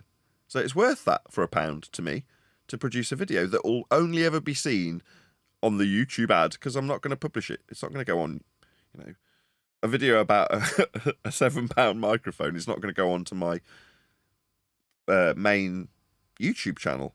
It just goes up as a standalone video on an ad for that mic and then dies and disappears. So for all the work produced, time tested, plugging it in, linking up the camera, talking down it to camera, and describing its sound, £1. That's what it's worth to me. But I'd rather have that £1 and put it towards the mortgage than not do anything about it. Do you know what I mean? It's like that. And because you love doing what you do, most people wouldn't dedicate that hour to making a video about something that only makes them £1 in profit. They're just like, that's not worth my time. You're like, well, what is your time worth? You're just living your life. If doing that is pleasurable, then suddenly life's worth living. You know, life's good. You're making videos and that's what you want to do. And it might turn into £1. Awesome. Life's sweet. When you flip it that way, or spin it that way rather, suddenly life's a lot more, you know, fun. Rather than, oh, it's not worth my time, it's an hour. So I'm working for an hour, £1 an hour. If you sell it, yeah, that's life, isn't it? I'd rather have that £1 though, because I need to pay my mortgage. Yeah. I predict you're probably not going to stop buying and selling microphones. I reckon you're going to continue doing it. And making videos. Because really what you want to do is do the videos. No, we'll get a book out. If I can get the bleeding book out, then I've got a different stream of revenue. It's just by now. Microphones. I had factored in at this point the book being sold, and it isn't. So I've just got to do something else temporarily. So you're saying it's almost offensive. You're saying you'll always be selling these shitty little old microphones that you flip for a profit because you'll never have that second revenue stream materialise from the book. I hope I don't bloody sell microphones. Now, if I do in future have to buy one, I hope I just buy it because I want one for some purpose as opposed to buying it to sell. Because I like these technical things. I'd like to have a use for them. I don't. That's not what I was saying. What I was saying is that you're saying, I'm only doing this because of blah, blah, blah, or Howard's situation, blah, blah, blah. I must do it. I need the money. No, I don't think that's the case. I think that you will continue buying and selling microphones and making videos because that's what you like doing. I haven't got because you wouldn't have been able to do it so easily if you didn't enjoy it. You just admitted a minute ago that you enjoyed it. Oh, I do. No, but I've stopped enjoying it. So that's what I said to Craig actually when I dropped in because it was all fun until 2 arrived broken, and then suddenly it stops being fun real quick because then it's a pain in the arse. So I had to go down to Craig with that Beatles mic, and I'm there cap in hand going, can you interrupt your time making your living so you can pay your mortgage to fix this for free so I can pay mine? And then suddenly you're cap in hand taking up someone else's time for your endeavours to make your £1. Now, in that case, it's not £1. That might be £100. You know what I mean? A substantial amount. But I don't have a pipeline. So I said to Mo, as soon as it stopped being fun, I deleted the pipeline. I'd left 1 or 2 items that were like, no, they're too good to let go.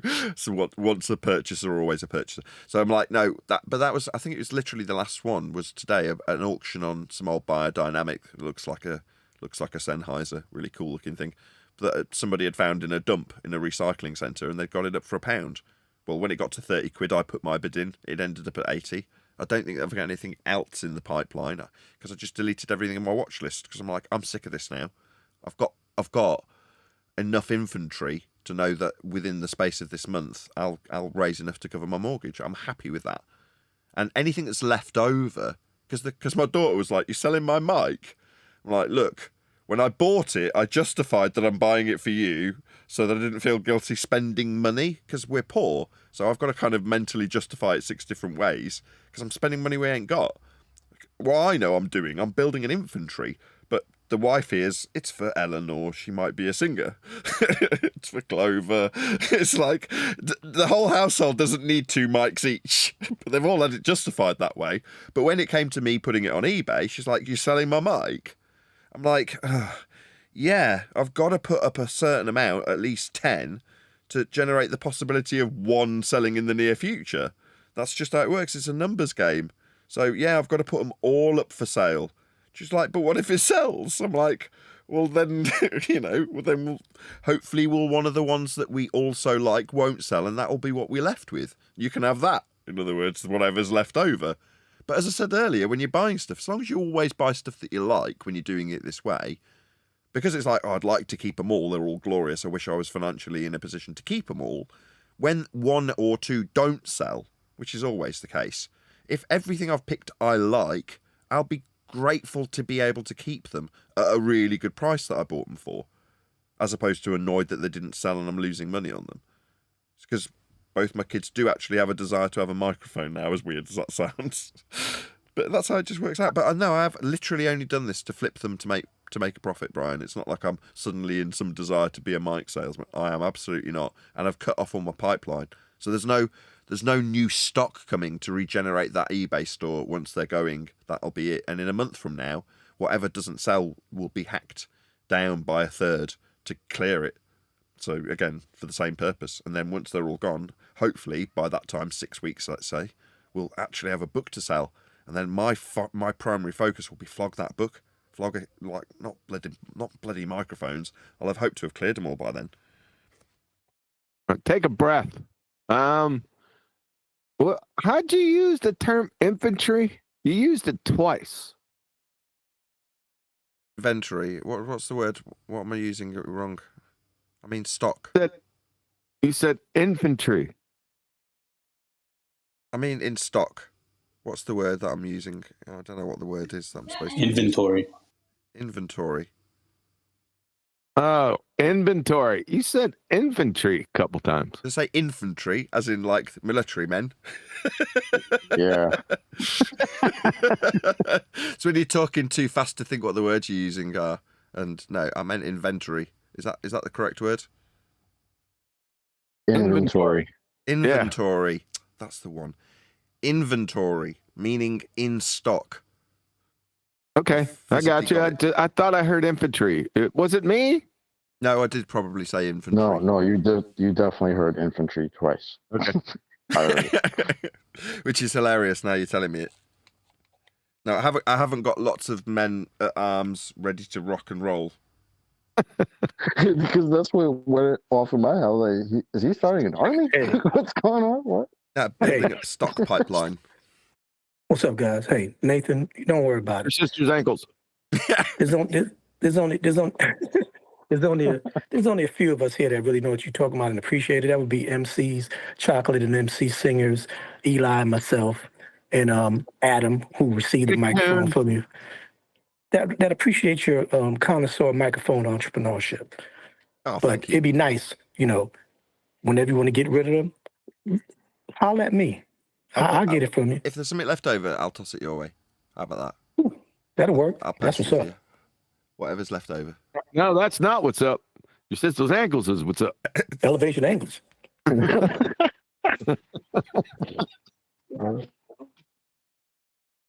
Did you say elevation ankles? Elevation ankles. Boom, boom. That's what he said. Elevation ankles. Yo, did I say ankles?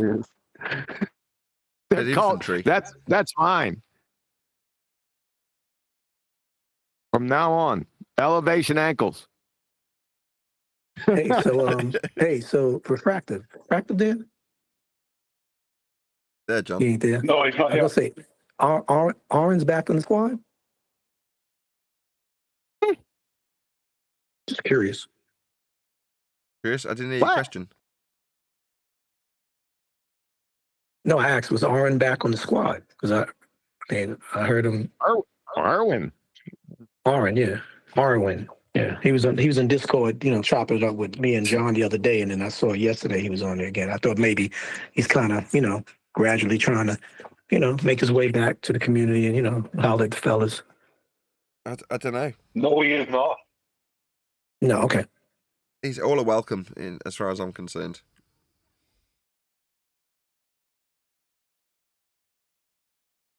Yeah, we were going in on whoever's name is Arivore or Omnivore or Okinawavore. I don't know what the fuck his name is. Omnivore retard.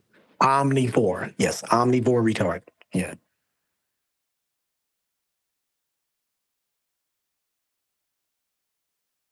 I mean, I don't know what the situation with Arwen is. He drops into the Discord server periodically, and we'll talk to him like anybody else.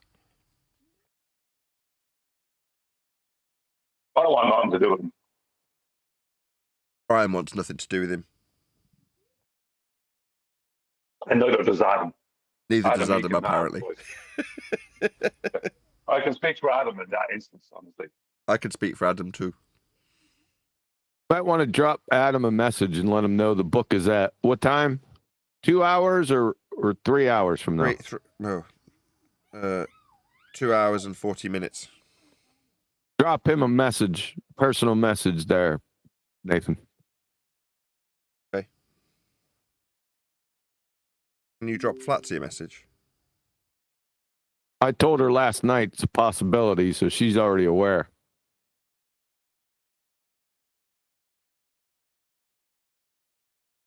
I'll be back. Yeah, We had this atheist skank check come in last night to politics. I was tearing her ass up, but I had to step away. She said that, when you have a glass of water, because they were talking about water being level, when you have a glass of water and you turn the glass of water sideways, the water goes diagonal. And I wasn't there when she said it.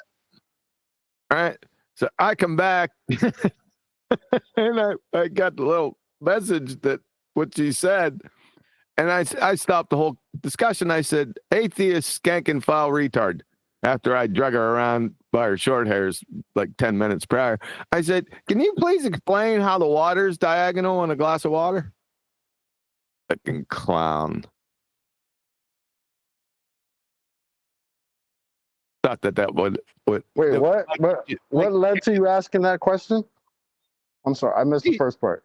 Well, they were talking about water being level, and somebody, broke it down. They were going from a glass of water to, the whole routine: glass of water, swimming pool, or bathtub. Yeah.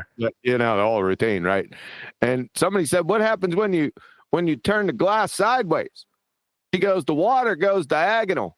I said, "You crayon munching witch." The water goes diagonal. Yeah, that's what you said, right? I said, it seemed like no one stopped her, right? It seemed like everyone was befuddled in the room. There was like 40 people in there. And I'm like, he jumped. That's what I should have said, damn. Trying to T-jump us. Yeah, that was a T-jump right there. Yeah, that was the a T-jump. Water goes diagonal. I told everyone, I said, go get a glass of water right now. Pour it in there, pour it halfway in there, and then turn the glass sideways or at a 45 and see if the waters go in diagonal. Some bitches. Just when you think they can't get any dumber. Yeah. They turn around and totally redeem themselves. Jesus, man. T-jump me. Yeah, is it any wonder she's an atheist? Yeah, I asked her what an atheist. Oh, it was hilarious. I knew what she was going to say. Right, the lack of. Did you get her to define it? Yeah, I tried to about 5 times, but I kept and then I explained it to her. It's like walking into a courtroom and you say, "Well, this is a banana." Judge says, "All right, prove that that's a banana," and I say, "It's a lack of transmission fluid."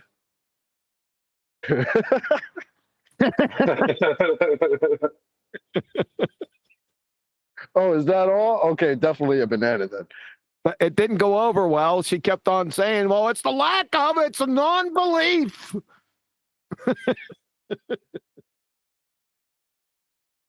Wow, man. Oh, boy. Then I hit her with the 3 numpty characteristics of friggin' atheist. She didn't like that too much. Oh, you have to get them to admit that it's a belief. That's the end of that. No, it's not good enough. It's not good enough, but it'll do if you only have a short amount of time. I didn't have a short amount of time. I was firing off into her dumbass.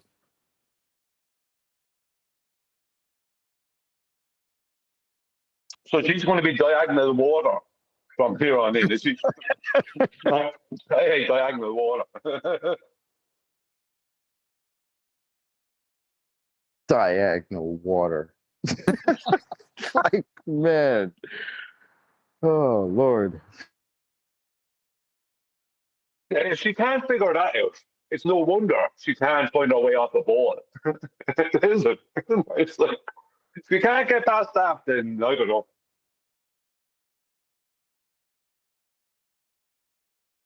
I remember that being a lesson in second grade or third grade primary school, like first school that you go to.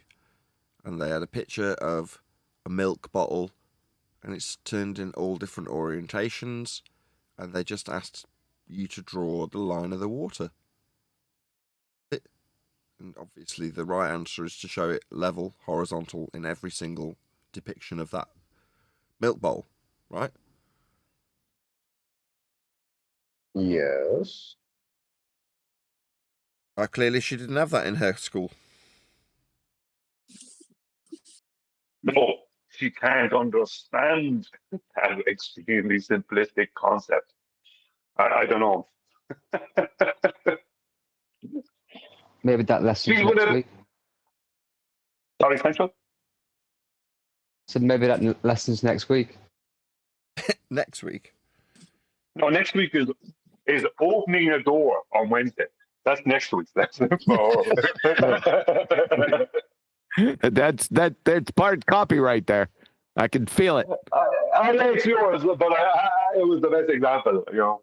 I used it the other day because somebody was saying something so stupid. I was like, this is why QE says things like the next block of instructions is how to sit in a chair on a Thursday or something. Like, you guys are ridiculous, man. This is why he says that shit. I forgot what the guy was even telling us. It was so stupid. Yeah, too funny.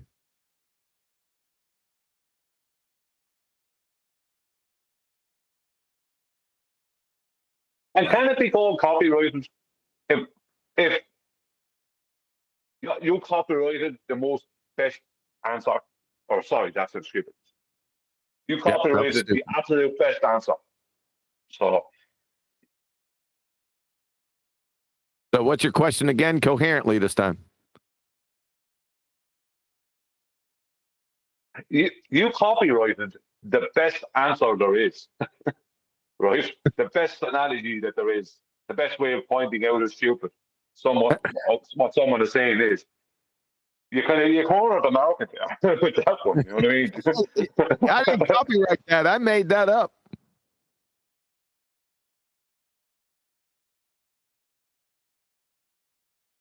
Yeah, either way, you still cornered the market.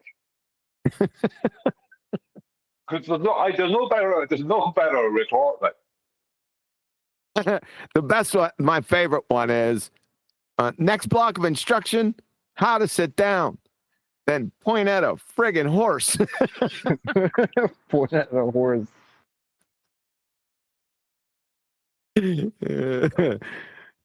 Oh man. Yeah, but Yes, it's deserved. Go on, sorry. No, I just said yes, sir. Go ahead. It's deserved. See, people, they hear that so much, they go, yeah, it's funny, whatever. They forget that it's actually deserving with a lot of people. Like that girl, she couldn't understand the difference between level and diagonal. She didn't understand water. It's like, I'm sorry. She's obviously old enough to be able to be on the internet and get onto Discord with adults. So she's an adult, I take it as well. So, because they have an age limit. So she's an adult and she can't understand that yet.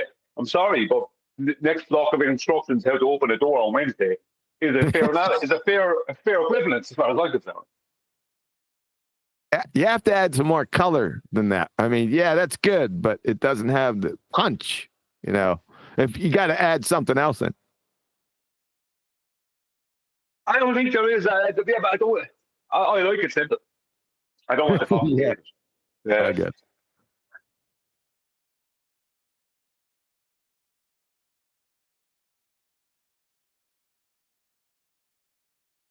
And chocolate.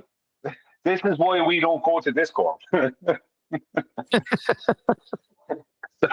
Yeah, you can teach them. I went in the other day with John, and he was spazzing out on, what is it, Omnivore and Xanic, the two globe head used globe salesman,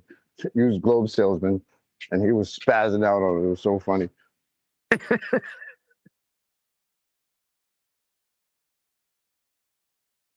The good old days. Then I got challenged yesterday. Well, why don't you debate Jim Panda? I'm like, what the? Mr. Bird's humping actual experiment. They tried to get him in there in politics. They were announcing everything. Everyone went to get Gem Panda, and they had like 70 people in there. And then Gem Panda came into the text chat, right? And I'm thinking there, come on in here.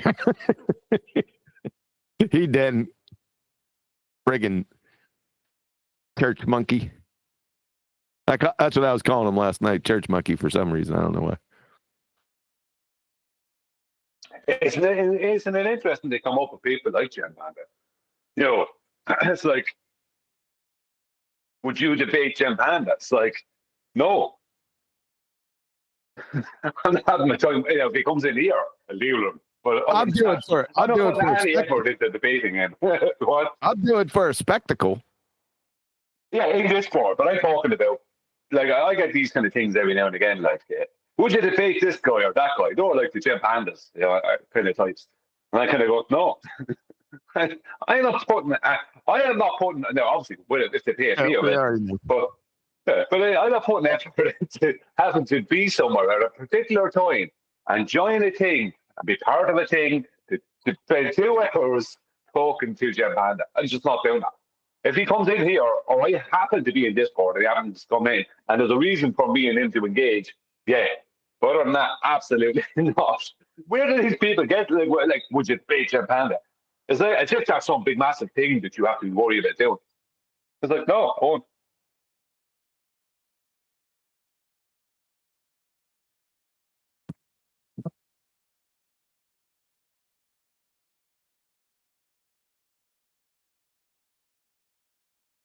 Right, I'll round out with that another huge, massive, enormous thank you to both Discord and G Plus panels for making today's after show possible.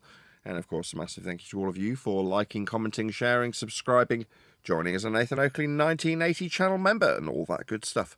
I've been Nathan Oakley, and I will see you all in the next video.